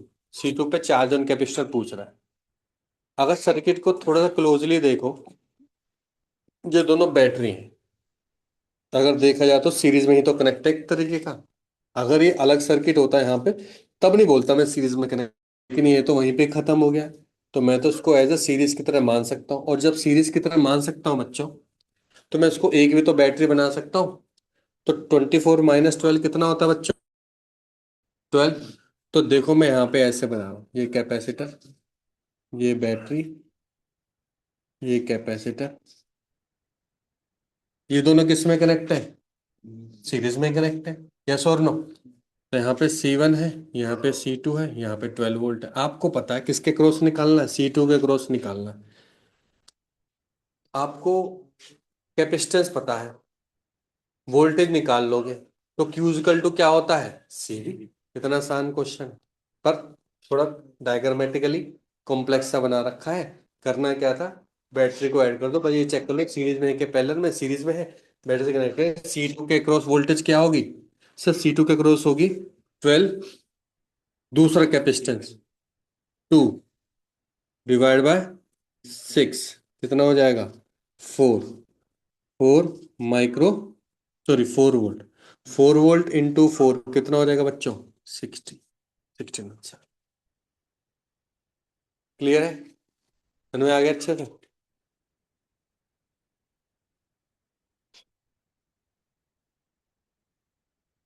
ये देखो, ये अच्छा क्वेश्चन है। ये कंफ्यूजिंग वाला क्वेश्चन है, लेकिन कैसे इसको कंफ्यूजन को रिमूव कर सकते हैं अब हम पढ़ेंगे अच्छे से। देखो उसने क्या बोला, इलेक्ट्रिक फील्ड हमें पता है, ठीक है, ए और बी की वैल्यू भी पता है। पोटेंशियल एक पॉइंट पर है V1, और एक पॉइंट पर क्या है बच्चे? V2 है। V1 माइनस V2 निकालना है। एक याद करो, स्टार्टिंग में जैसे जब मैंने पोटेंशियल पढ़ाया था, पोटेंशियल इलेक्ट्रिक फील्ड का एक रिलेशन बताया था। क्या बताया था बताओ? E is equal to minus dB और dx। वो नहीं, उल्टा बता। v इज इक्वल टू, वो ऐसे कुछ बनता हाँ है। वो इंटीग्रेशन वाला है, ये क्या होता है? वाह जी वाह। v is equal to minus E dot, क्योंकि यहाँ पे बच्चों केवल आई डायरेक्शन में है, तो मैं डी आर, या तो डी आर ले लो, चलो शुरू में डी आर ले लिया, ठीक है। और ये होता था इन्फानाइट टू आर, इन्फानाइट से आर तक लाने में। क्लियर है यहाँ तक? अब आराम से समझना, देखो ये फॉर्मूला याद होना चाहिए। अगर ये फॉर्मूला याद है तो बहुत आराम से कर सकते हो, चेक करो देखो। ई डॉट डी आर को तो भूल ही जाओ, क्योंकि दिक्कत क्या है? लिमिट में दिक्कत है, माइनस के साथ दिक्कत है। पहले V1 को पकड़ो। V1 कौन से पॉइंट पर है? x इक्वल टू 1 पॉइंट पर, तो मैं मान के चल रहा हूँ देखो, माइनस इनफाइनाइट टू 1। ई कौन से डायरेक्शन में है? ओनली, ओनली dx में। आई कैप है ना, तो ओनली dx में हो गया V1। ये हो गया मेरा V1, ठीक है। V2 लिख सकते हो, V2 लिख सकते हो। V2 क्या हो जाएगा बच्चे? माइनस कहाँ से कहाँ तक आ रहे हैं? सॉरी, प्लस ही है ना, -5 तक आ रहा है। सेम लगेगा, बिल्कुल सेम लगेगा, इसमें कोई चेंजेस नहीं आने का। निकालना क्या है? V1 माइनस V2 निकालना है, ठीक है। लिख देंगे V1 माइनस V2, आराम से लिखना है, क्योंकि कंफ्यूजन बच्चे जल्दबाजी में गड़बड़ करके ही आएगा। ये तो तुम्हारी किस्मत अच्छी है कि फॉर्मूले में ऑप्शन में माइनस प्लस ऐसे ऑप्शन नहीं है। तो अगर गलती से 520 होगा तो तुम -520 लगा के खुश हो जाओ। उछाल था और क्या करता। यहाँ टॉस नहीं उछाल, ध्यान से देखो। v1 की वैल्यू डालो बच्चों यहाँ पे, minus integration infinite to 1 E dot D X plus infinite to -5 E dot D X. अब तो बस इंटीग्रेशन का, आपको इंटीग्रेशन आते, ध्यान से देखो। एक लाइन बनाओ, इन्फानाइट से कौन से पॉइंट पर आ रहा हूं बच्चे, -5 पे, और एक आ रहा हूं इन्फानाइट से 1 पे आ रहा हूं। दोनों को क्या करना है, सब्ट्रैक्ट करना है। सब्ट्रैक्ट करोगे तो कहां से आएगी बच्चों, -5, और ये आएगा 1, है ना। तो कहां से कहां जा रहे हैं, इन्फानाइट से -5, इन्फानाइट से 1, तो अब कहां से देखो, 1 से -5 आओ, यही तो होगा। तो मेरी लिमिट कहां से कहां हो जाएगी, ध्यान से देखो, 1 से -5। सर में आएगा नहीं, हाँ बोल, क्या दिक्कत है। सर में आ गया, 1 से माइनस, माइनस अब गायब हो चुका है, माइनस अब गायब हो चुका है, क्योंकि मैंने पूरा उस तरीके से लिमिट बना दिया, ठीक है। कहां से कहां बच्चे, ई डॉट डी, ई डॉट डी एक्स। क्लियर है यहाँ का, ठीक है। अब बताना, ये है ई, ये है डी एक्स। डी एक्स से करेंगे तो बच्चों क्या इंटीग्रेशन हो जाएगा, मैं बोलूंगा ax² by 2 plus B X, और लिमिट कहां से कहां है, 1 से लेकर -5 तक।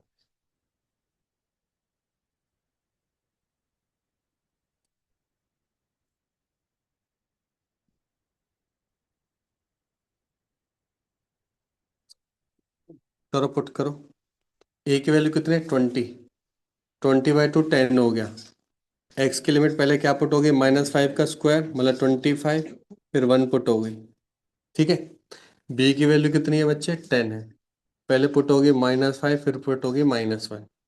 24 × 10, 240, माइनस के 60, कितना हो गया, 180। देखो करेक्ट आ रहा है, प्लस में आ रहा है, प्लस में आ रहा है, प्लस में आ रहा है, प्लस में आ रहा है। तो जो फॉर्मूला बताया था ना इनिशियल में, वो बहुत ज़्यादा इंपॉर्टेंट है लगाने का तरीका। बाकी तो इंटीग्रेशन तो आप पढ़ जाओगे ना, दो डिफरेंट डिफरेंट लिमिट को कैसे आप कंबाइन करते हो, ठीक है। क्लियर हो गया, अच्छा क्वेश्चन है, वेरी गुड क्वेश्चन। तो देखो ये तो आप कर लोगे, इक्विवेलेंट कैपेसिटेंस पूछ रहा है। इक्विवेलेंट कैपेसिटेंस क्या है, ये तो बहुत ही सिंपल है, जल्दी से बताओ, ये दोनों किस में कनेक्ट है, तो क्या होगा इसका इक्विवेलेंट, 4 होगा, 4 और 4 का, अब तो सोचता रहे इतने में, 2, 6 और 2 8, 6 और 2 8, 8 और 8 का 4, 4 और 2, वाह, ये तो आंख बंद करके ही कर देता है। ये भी अच्छा क्वेश्चन।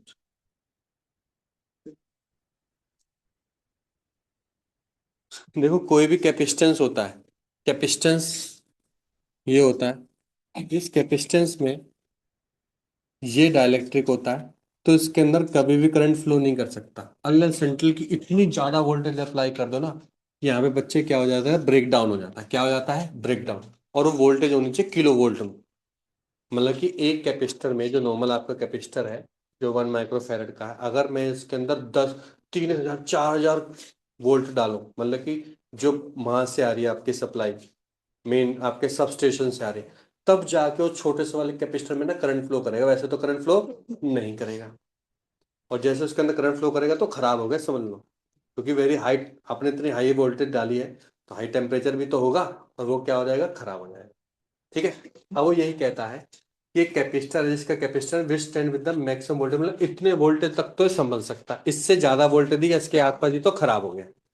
ऐसे दूसरा कैपेसिटेंस है, उसका भी मैक्सिमम वोल्टेज दे रखा है, और गलती से अगर ये दोनों किस में कनेक्ट हो गए, सीरीज में, तो बताओ इनका मैक्सिमम विथ स्टैंड कितनी वोल्टेज होगी। बहुत ही अच्छा क्वेश्चन है, सन में नहीं आएगा सोल्व कैसे करना, कभी भी सन में नहीं आएगा, ठीक है, तो इसको करना कैसे, ध्यान से देखो। पहले तो ये सीरीज में कनेक्ट है, आपको पता है जब भी सीरीज में कनेक्ट होते हैं बच्चों कैपेसिटर, तो उसका इक्विवेलेंट कैपेसिटेंस निकाल सकते हैं बच्चों आप। क्या होता है, C1 C2 डिवाइड बाय, एक 1 है एक 2 है, 2 डिवाइड बाय 3 माइक्रो फैराड, ये हो गया आपका इक्विवेलेंट कैपेसिटेंस। यस और नो, है ना। ठीक है, मैं बोलता हूँ कि इक्विवेलेंट कैपेसिटेंस हो गया बच्चे, ठीक है। दोनों के ऊपर चार्ज तो सेम होगा, क्यों क्यों चार्ज क्यों सेम होगा, सीरीज में कनेक्ट तो चार्ज क्या रहेगा बच्चे, सेम ही रहेगा। तो अगर मैं वैसे टोटल चार्ज निकालने की कोशिश करूं, टोटल चार्ज जो दोनों के पास सेम रहेगा, वो क्या होगा sir, Q T will be equals to C equivalent into voltage. वो वोल्टेज मुझे निकालनी है, यही तो वोल्टेज मेरे को निकालनी है। सोचो, तुमने कंबाइन करके चार्ज पूछा, कंबाइन करके इक्विवेलेंट कैपेसिटेंस निकाल दिया, ये भी कंबाइन करके वोल्टेज आ गए। पर एक चीज बताओ, ये जो क्यूटी है, मैं तो बोलूंगा सर क्यूटी ना सीरीज में कनेक्ट है, यही किसके बराबर होगा बच्चे, क्यू के ही बराबर होगा। होगा कि नहीं होगा, मैं तो बोलूंगा बिल्कुल होगा। बल्कि मैं तो बोलूंगा Q1 के बराबर होगा, और किसके बराबर होगा बच्चे, Q2 के बराबर ही होगा। यस और नो। ठीक है, अब ध्यान दो, सर Q1 का फॉर्मूला क्या होना चाहिए, Q1 का sir Q is equal to होता है CV। क्या होता है, CV। तो मैं Q1 बोलूंगा C1V1, वो किसके बराबर होगा, सी इक्वलेंट VT के बराबर। यस और नो। क्या हमें C1 की वैल्यू पता है, 1 माइक्रो फैराड। क्या हमें कितनी मैक्सिमम वोल्टेज बोली है, 6। सी इक्वलेंट पता हमें, 2/3। और यहाँ पे आएगा VT कितना हो गया बच्चे, 9, 9K, 9K तक विथस्टैंड हो सकता है, 9 विथस्टैंड हो सकता है। तो दोबारा समझो क्या किया, सीरीज अगर ये पैरेलल में होते तो देखो क्वेश्चन कंफ्यूजन फिर वही हो जाती। अगर ये पैरेलल में क्वेश्चन बोलता तो कैसे होता, सर अगर यही क्वेश्चन पैरेलल में होता तो बच्चों ये तो सिंपल हो जाता 3। यस और नो, ये किस में चले जाता बच्चे, 3 माइक्रो फैराड हो जाता। यस और नो, है ना। और टोटल चार्ज किसके बराबर होता, Q1 प्लस Q2 के बराबर होता। यस और नो, क्योंकि पैरेलल में चार्ज क्या होता, सम होता है। QT का फॉर्मूला तो क्या लिखता, तू बोलता सी इक्वलेंट और VT, जो तेरे को निकालना, सी इक्वलेंट तो निकाल चुका है। Q1 क्या होता सर, Q1 होता Q1, सॉरी C1V1, और ये क्या होता C2V2। क्या तेरे को C1 पता है, पता है। V1 पता है, पता है। C2 पता है, पता है। V2 पता है। सी इक्वलेंट तो निकाल चुका है, V2 तो निकाल लेता। यस और नो। तो सीरीज का भी करवा दिया और किसका करवा दिया, पहले का भी। भैया बार बार दिमाग में घुसा देना है कि सीरीज में हमेशा चार्ज क्या रहता है, सेम, और पैरेलल में क्या होता है, चार्ज हमेशा, अबे वो पैरेलल का है। अगर हम इसमें Q2 लेके करते तो लगा रहे Q2 लेके अलग आ जाता, हाँ। अब Q2 लेके करता तो क्या आता बता, 12 आता। तो 12 पे तो फिर ये वाला फूक जाएगा ना, लिमिट भी तो देखनी है हमें, लिमिट भी तो देखनी है। क्यों नहीं। अबे मैक्सिमम 10 है ना, कितनी बता रखी है मैक्सिमम, अच्छा 6 बता रखे और कितने बता रखी है, 4 बता रखे। तो मैक्सिमम हमें कॉम्बिनेशन देखनी है, मैक्सिमम। ये तेरी बात सही है, एक आ रहा है 9K, और एक कितना आ रहा है, तूने बोला 12K, ये आ गया। ठीक है, अगर तूने 10K दे दिया तो ये वाला तो बच जाएगा, लेकिन ये वाला फूक जाएगा। समझा कि नहीं समझा। 8K दे दिया तो दोनों बचे रहेंगे, 9 दे दिया तो दोनों बचे रहेंगे, क्योंकि मैक्सिमम है ना ये इसकी मैक्सिमम। जैसे तूने 10 दे दिया, ये बच जाएगा, ये खत्म हो जाएगा, क्योंकि मैक्सिमम है ना विस्टैंड, इस वजह से। सर में आ गया, तो कौन से लोगे, 9। क्लियर हो गया सर, मुबारक। में नहीं है सर बाहर। हम्म, हाँ तो वही तो ऑप्शन ही देखे, हमें पता है।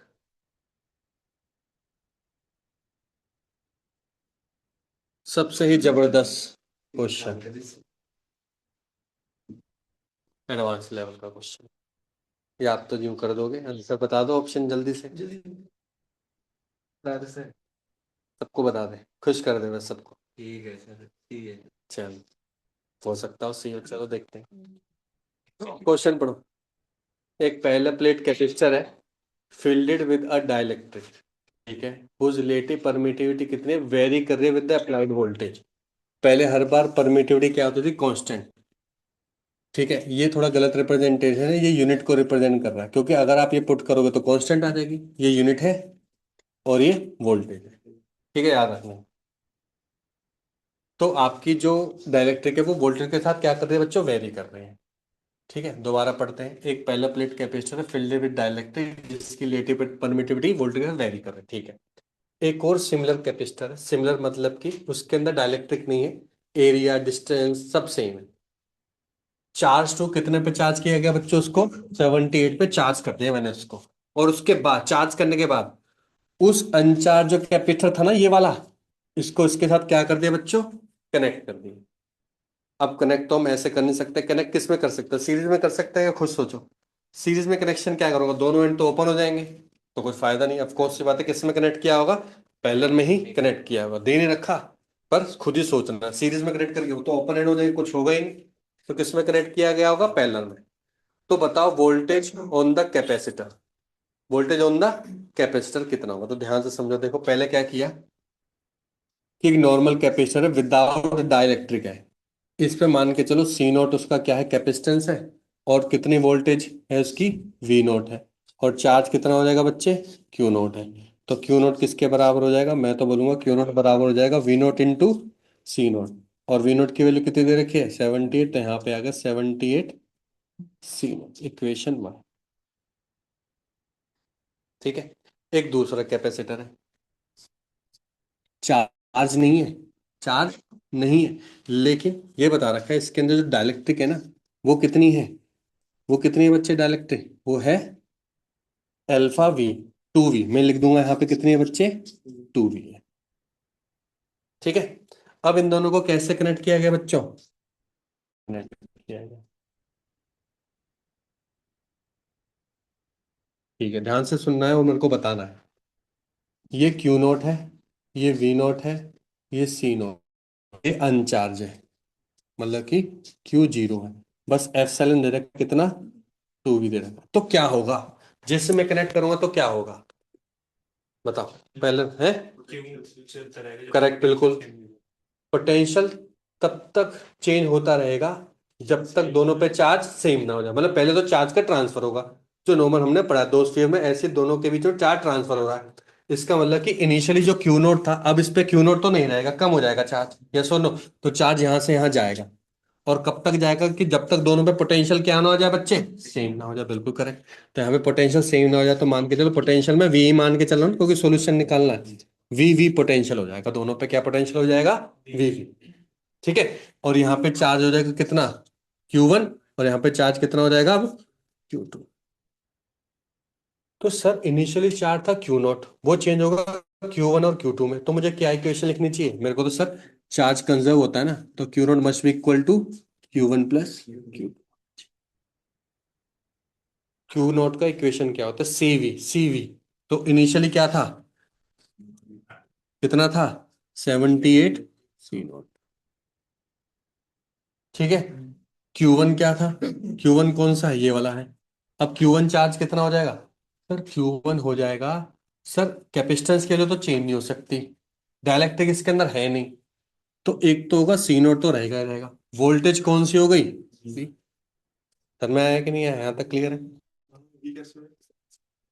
क्योंकि बेटा चार्ज तभी तक तो ट्रांसफर होगा जब तक दोनों पे पोटेंशियल सेम ना आ जाए।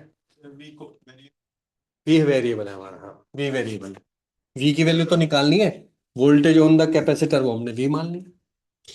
Q2, Q2 के अंदर डाइलेक्ट्रिक भी है, और इनिशियली सेम कैपेसिटर ही था।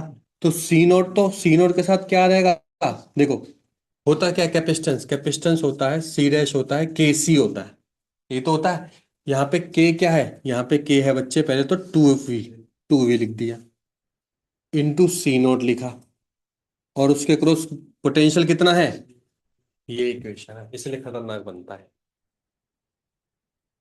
दोबारा देखो, ये तो क्लियर हो गया ना। क्यू होता क्या है, क्यू होता है बच्चे CV। सी क्या होता है, जब डाइलेक्ट्रिक होता है तो आप पढ़ते हो के सी होता है, बल्कि मुझे क्या लिखना चाहिए, के सी। यहाँ पे के क्या है सर, के है 2V है, तो पहले 2V की जगह के पुट किया, रेजिस्टेंस था सी नॉट और उसके क्रॉस वोल्टेज वी। तो बन गया 78 C not V two C not V square. C not cancel. कौन सी इक्वेशन बन गई बच्चों? क्वाड्रेटिक इक्वेशन बन गई 2v² plus v minus 78 equals to G. तब तो निकाल ही लोगे, सिंपल क्या निकालना है, v की वैल्यू निकालना है ना। बढ़िया क्वेश्चन है, बहुत जबरदस्त क्वेश्चन है, एडवांस लेवल का क्वेश्चन।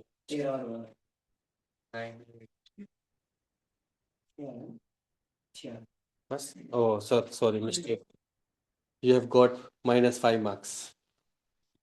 कम आना नहीं आया, सीख लियो, यही सीखना भाई, खुद में Given a number of capacitor labeled at this minimum number of capacitor required in this arrangement। देखो यहाँ पे ना बच्चों को बहुत कंफ्यूजन होता है। तो सबसे पहले हमेशा पोटेंशियल को इक्वल करो। पोटेंशियल सीरीज में ऐड होती है कि पैरेलल में ऐड होती है?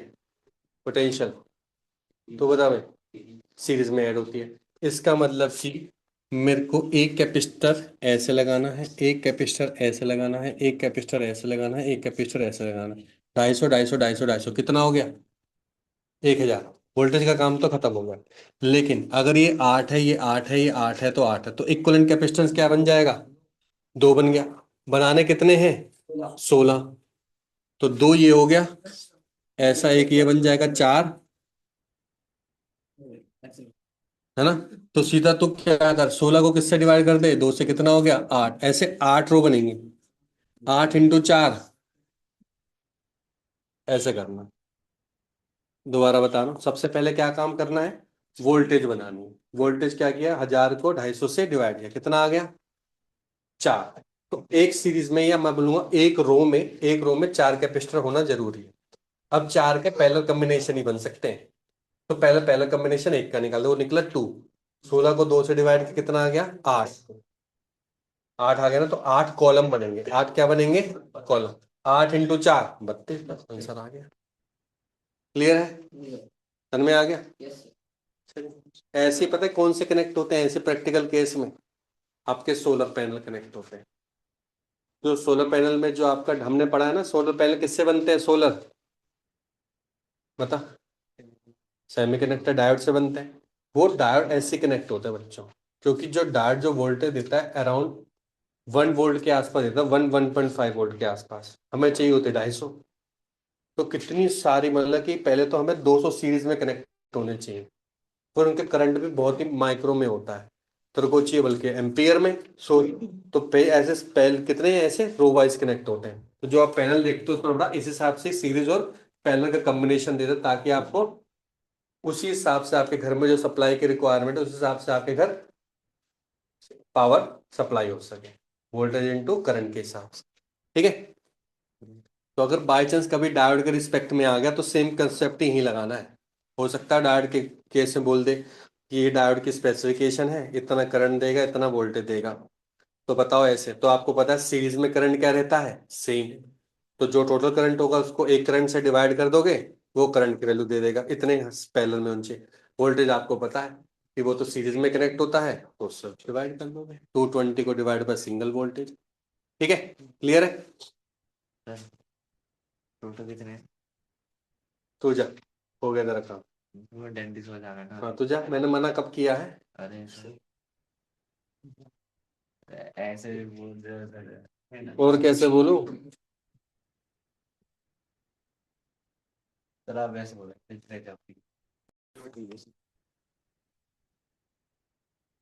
टू कंसेंट्रिक स्फीयर है। कंसेंट्रिक स्फीयर का मतलब समझते हो? टू कंसेंट्रिक स्फीयर का मतलब सेंटर एक है, ठीक है, जिसकी रेडियाई है, ठीक है। कंसेंट्रिक स्फीयर है, स्फेरिकल कंडक्टर है जिसकी रेडियाई गिवन है, पोटेंशियल डिफरेंस भी गिवन है दो स्फीयर का, ठीक है। वेलोसिटी निकालनी इलेक्ट्रॉन की जब पॉइंट r = 3 से r = 2 तक जाना है, ठीक है। पोटेंशियल निकालना, एक चीज ध्यान से समझो, देखो हमने पढ़ रखा है कि जब दो कंडक्टिंग स्फीयर होते हैं या फिर, तो उनके क्रॉस मान के चलो मुझे पोटेंशियल निकालना है, तो हम क्या V1 और V2 निकाल सकते हैं, याद है फॉर्मूला में किया था, अगर ये मेरा R1 है और ये मेरा क्या है बच्चे, R2। ठीक है, फिर तो मैं वोल्टेज का डिफरेंस चाहिए, फिर भी याद नहीं आ रहा वोल्टेज का डिफरेंस, तो मैंने आपको V1 तो समझाना सिखाया था। मान के चलो कि चार्ज कितना है बच्चों उसके ऊपर, क्या बोला, two concentric sphere conducting have radial potential difference between existing two sphere the velocity this and this. ठीक है, यहाँ पे चार्ज मान लो Q है बच्चों, यहाँ पे चार्ज क्या हो सकता है, गलत, थोड़ा क्वेश्चन में मिस्टेक है, यहाँ पे चार्ज भी अलग अलग है, Q है और एक क्या है बच्चे, माइनस Q है। तो V1 की वैल्यू क्या हो जाएगी बच्चे, V1 की वैल्यू बताना। मैं तो बोलूंगा V1 की वैल्यू होगी बच्चे Q अपॉन में R1 plus K minus Q upon में R2। V2 की वैल्यू क्या हो जाएगी, K माइनस Q अपॉन में, बल्कि Q अपॉन में R2 प्लस के माइनस Q अपॉन में R2। अब कौन सा तुम्हें क्या लगता है, V1 बड़ा होना चाहिए कि V2 बड़ा होना चाहिए, V1 बड़ा होना चाहिए क्योंकि सेंटर से जितना ज्यादा दूर, तो मैं तो V1 माइनस V2 ही निकालूंगा, जो कि है V2 कहाँ गिवन है, वोल्टेज का डिफरेंस गिवन है, V2 जीरो। Q/R2 और माइनस Q/R2 है। अच्छा अच्छा अच्छा अच्छा, फिर हो सकता है दोनों चार्ज सेम ही हो सकता है दोनों चार्ज क्या हो, सेम ही होंगे, फिर दोनों चार्ज को क्या मान लो, सेम ही है फिर, ठीक है। तो V1 माइनस V2 कितना हो जाएगा, ये कट जाएगा, V1 माइनस V2 ये तो कट गया, क्या बचा, ये बचा, कितना times, K times Q 1/R1 - 1/R। अब इसको याद करने का दूसरा तरीका देखो, दूसरा तरीका देखो, पोटेंशियल डिफरेंस गिवन है, वो लिख दिया आपने। पोटेंशियल डिफरेंस क्या होता है, हायर माइनस लोअर होता है। ऑफ कोर्स ये बात है, R1 पे पोटेंशियल ज्यादा होगा, क्यों, क्योंकि सेंटर के ज्यादा पास में है। R2 के क्रॉस पोटेंशियल क्या होगा, कम होगा, क्योंकि सेंटर से ज्यादा दूर है। तो ऑफ कोर्स सी बात है, सेंटर के पास वाला पहले लिखा जाएगा, क्योंकि इनवर्सली लिख रहे हैं ना, सेंटर के दूर वाला। यस और नो, याद रखोगे ये चीज, ठीक है। R1 की वैल्यू पता है, 1 और 4 की वन, तो KQ की वैल्यू निकाल लोगे डायरेक्टली, KQ की वैल्यू आ जाएगी, 4000 आ जाएगी। ये कितना है, 1/1, 1/4, कितना हो जाएगा, 3/4, 4/3, वही करने वाले हैं, क्योंकि निकला है 1/सेंटीमीटर में, तो ऊपर जाके क्या हो जाएगा, 10⁻⁻² हो जाएगा। अब ठीक है, कितना आ गया, 75 आ गया टोटल, ये कह रहा है 40 40 आ गया। KQ की वैल्यू कितनी आ गई बच्चे, 40। ठीक है, ध्यान से सुनते रहो, अब निकालना है पोटेंशियल डिफरेंस किस किसके बीच में, R3 और R2 के बीच में। तो तुम बताओ, KQ तो आएगा ही आएगा, तुम बताओ 1/2 आना चाहिए कि 1/3 आना चाहिए पहले, क्योंकि 1/2 ज्यादा बड़ा होता है, तो 1/2 माइनस 1/3, ये भी किस में है, सेंटीमीटर में है, कितना हो गया, 1/6 इंटू 10⁻⁻²। KQ कितना है, 40, 40,000 डिवाइड बाय 6, ये हो गया टोटल वोल्टेज।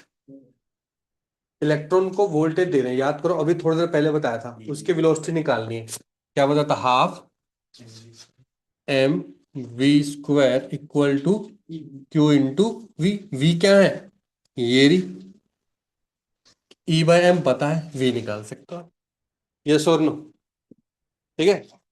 कितने बार, कितने सारे स्टेप्स हैं इसमें, ये होते हैं थोड़े से लेवल 2 लेवल 3 एडवांस टाइप के क्वेश्चन, इसमें घुमा फिरा के पूछता हूँ, ठीक है, क्लियर है।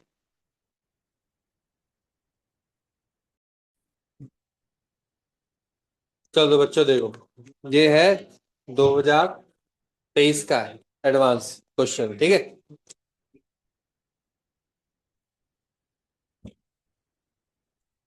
ये कह रहा है कि कंटेनर है, कंटेनर का जो बेस है दिखाई दे रहा होगा, बेस क्या है बच्चों, ये बेस है, ये होगी इसकी हाइट, कंडक्टिंग वॉल, जो वॉल का एरिया है वो 50 × 50 है। फिर बोला रिमेनिंग वॉल थिन है और नॉन कंडक्टिंग है, बीच में नॉन कंडक्टिंग है। ठीक है भाई, बीच में क्या है, नॉन कंडक्टिंग। फिर जो इसमें लिक्विड डाला बच्चे, इसका डाइलेक्ट्रिक कांस्टेंट कितना दे रखा है 3, और रेट बता रखा है इतना। रेट बता रखा है तो 10 सेकंड में कितना वॉल्यूम फिल हो जाएगा बच्चे, वॉल्यूम हो जाएगा 2500 सेंटीमीटर क्यूब फिल हो जाएगा, राइट। तो देखो बेस तो चेंज होने से रहा, चेंज क्या होगी, हाइट। तो 5 × 50 हाइट मान लो बच्चों इसको, 5 50 हाइट किसके बराबर होगा, 10 आ गया। इसका मतलब कि 10 तक तो लिक्विड फिल है बच्चों, और उसके बाद एयर है। ठीक है, बोला है इक्विवेलेंट कैपेसिटेंस निकालो, what is the value of capacitance of container. याद करो, जब मेरा डिस्टेंस सेम रहता है, एरिया अलग अलग आ रहा है। देखो एरिया अलग अलग कैसे आ रहा है, ये एरिया आ रहा है एयर के लिए, ये वाला एरिया आ रहा है लिक्विड के लिए। यस और नो। तो अगर मैं देखो ध्यान से, तो कैपेसिटेंस मेरा कैसे आ रहा है बच्चे, इस तरीके से पैरेलल आ रहा है। एक C1 एयर वाला है, C2 लिक्विड वाला है। तो आपको पता है सी इक्विवेलेंट क्या होता है, C1 + C2।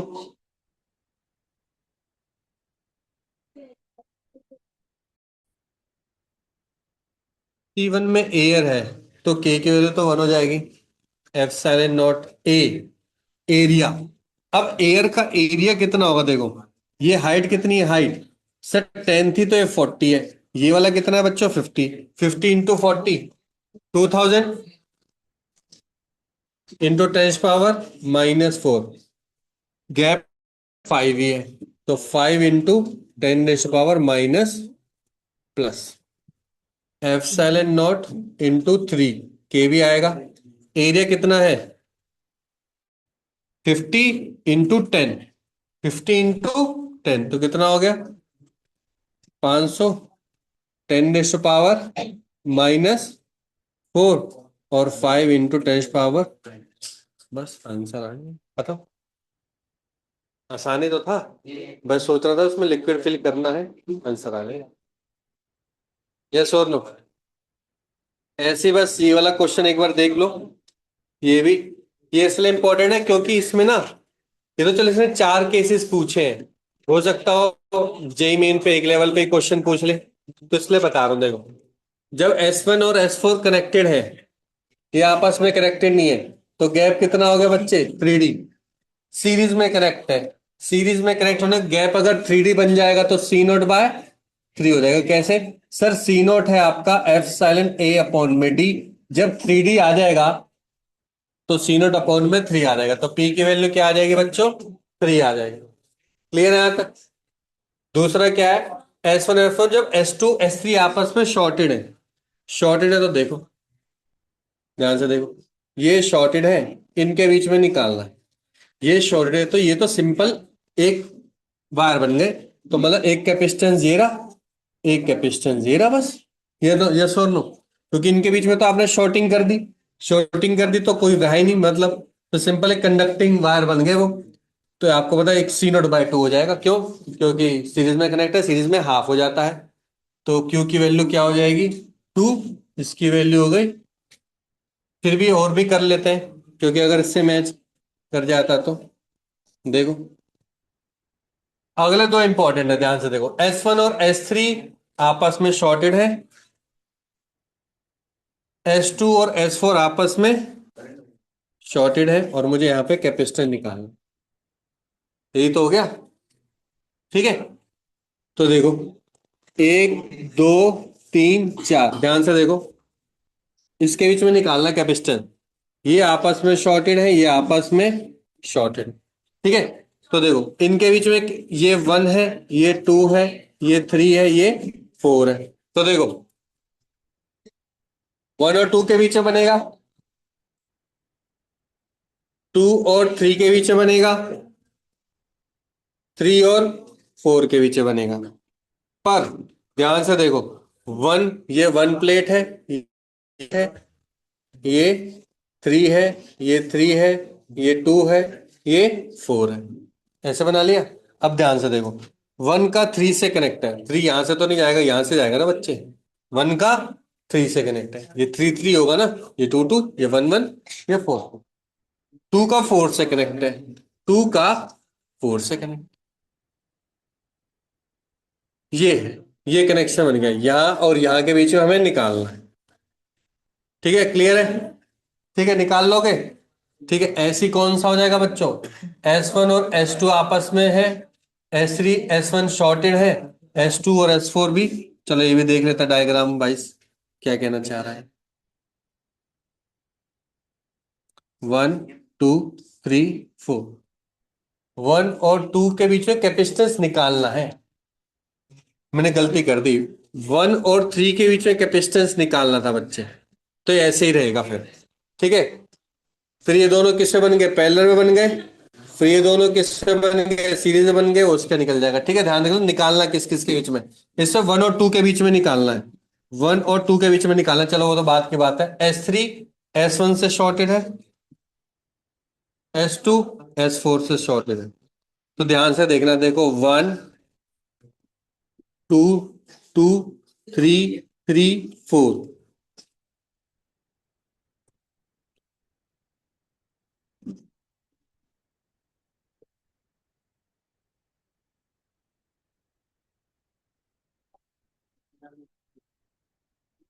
एक का तो एक रहेगा, दो के दो, तीन के तीन, ठीक है, और चार प्लेट। मुझे एक और दो के बीच में निकालना है,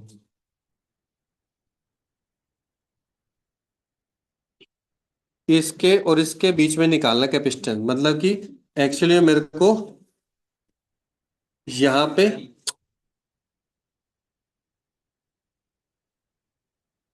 यहाँ पे और यहाँ के बीच में कैपेसिटेंस निकालना है। जब किस किस को बीच में शॉर्टेड किया है, 3 को 1 से शॉर्टेड कर दिया, 3 को तो 1 से शॉर्टेड कर दिया, और 2 को 4 से कर दिया। 2 को किससे कर दिया बच्चे, 4 से। अब ध्यान से देखो, ये दोनों किस में आ जाएंगे, सॉरी, ये दोनों किस में आ जाएंगे, पैरेलल में, क्योंकि ये ऐसे घूम के चला जाएगा, ऐसे ये यहीं पे रहेगा। तो ये दोनों किस में आ गए, पैरेलल में। ये वाला एंड कहाँ पहुंच जाएगा बच्चे, इधर। ठीक है, ये दोनों, फिर ये दोनों किस में आ जाएंगे, सीरीज में, और वो इसके क्या हो जाएगा, पैरेलल में, आंसर आ जाएगा बस। ठीक है, समझ में आ गया? तो इस तरीके से क्वेश्चन करने, क्योंकि ये क्वेश्चन एक या दो से पूछ सकता है, इस वजह से मैंने इसको डाला है। क्लियर है यहाँ तक? ठीक।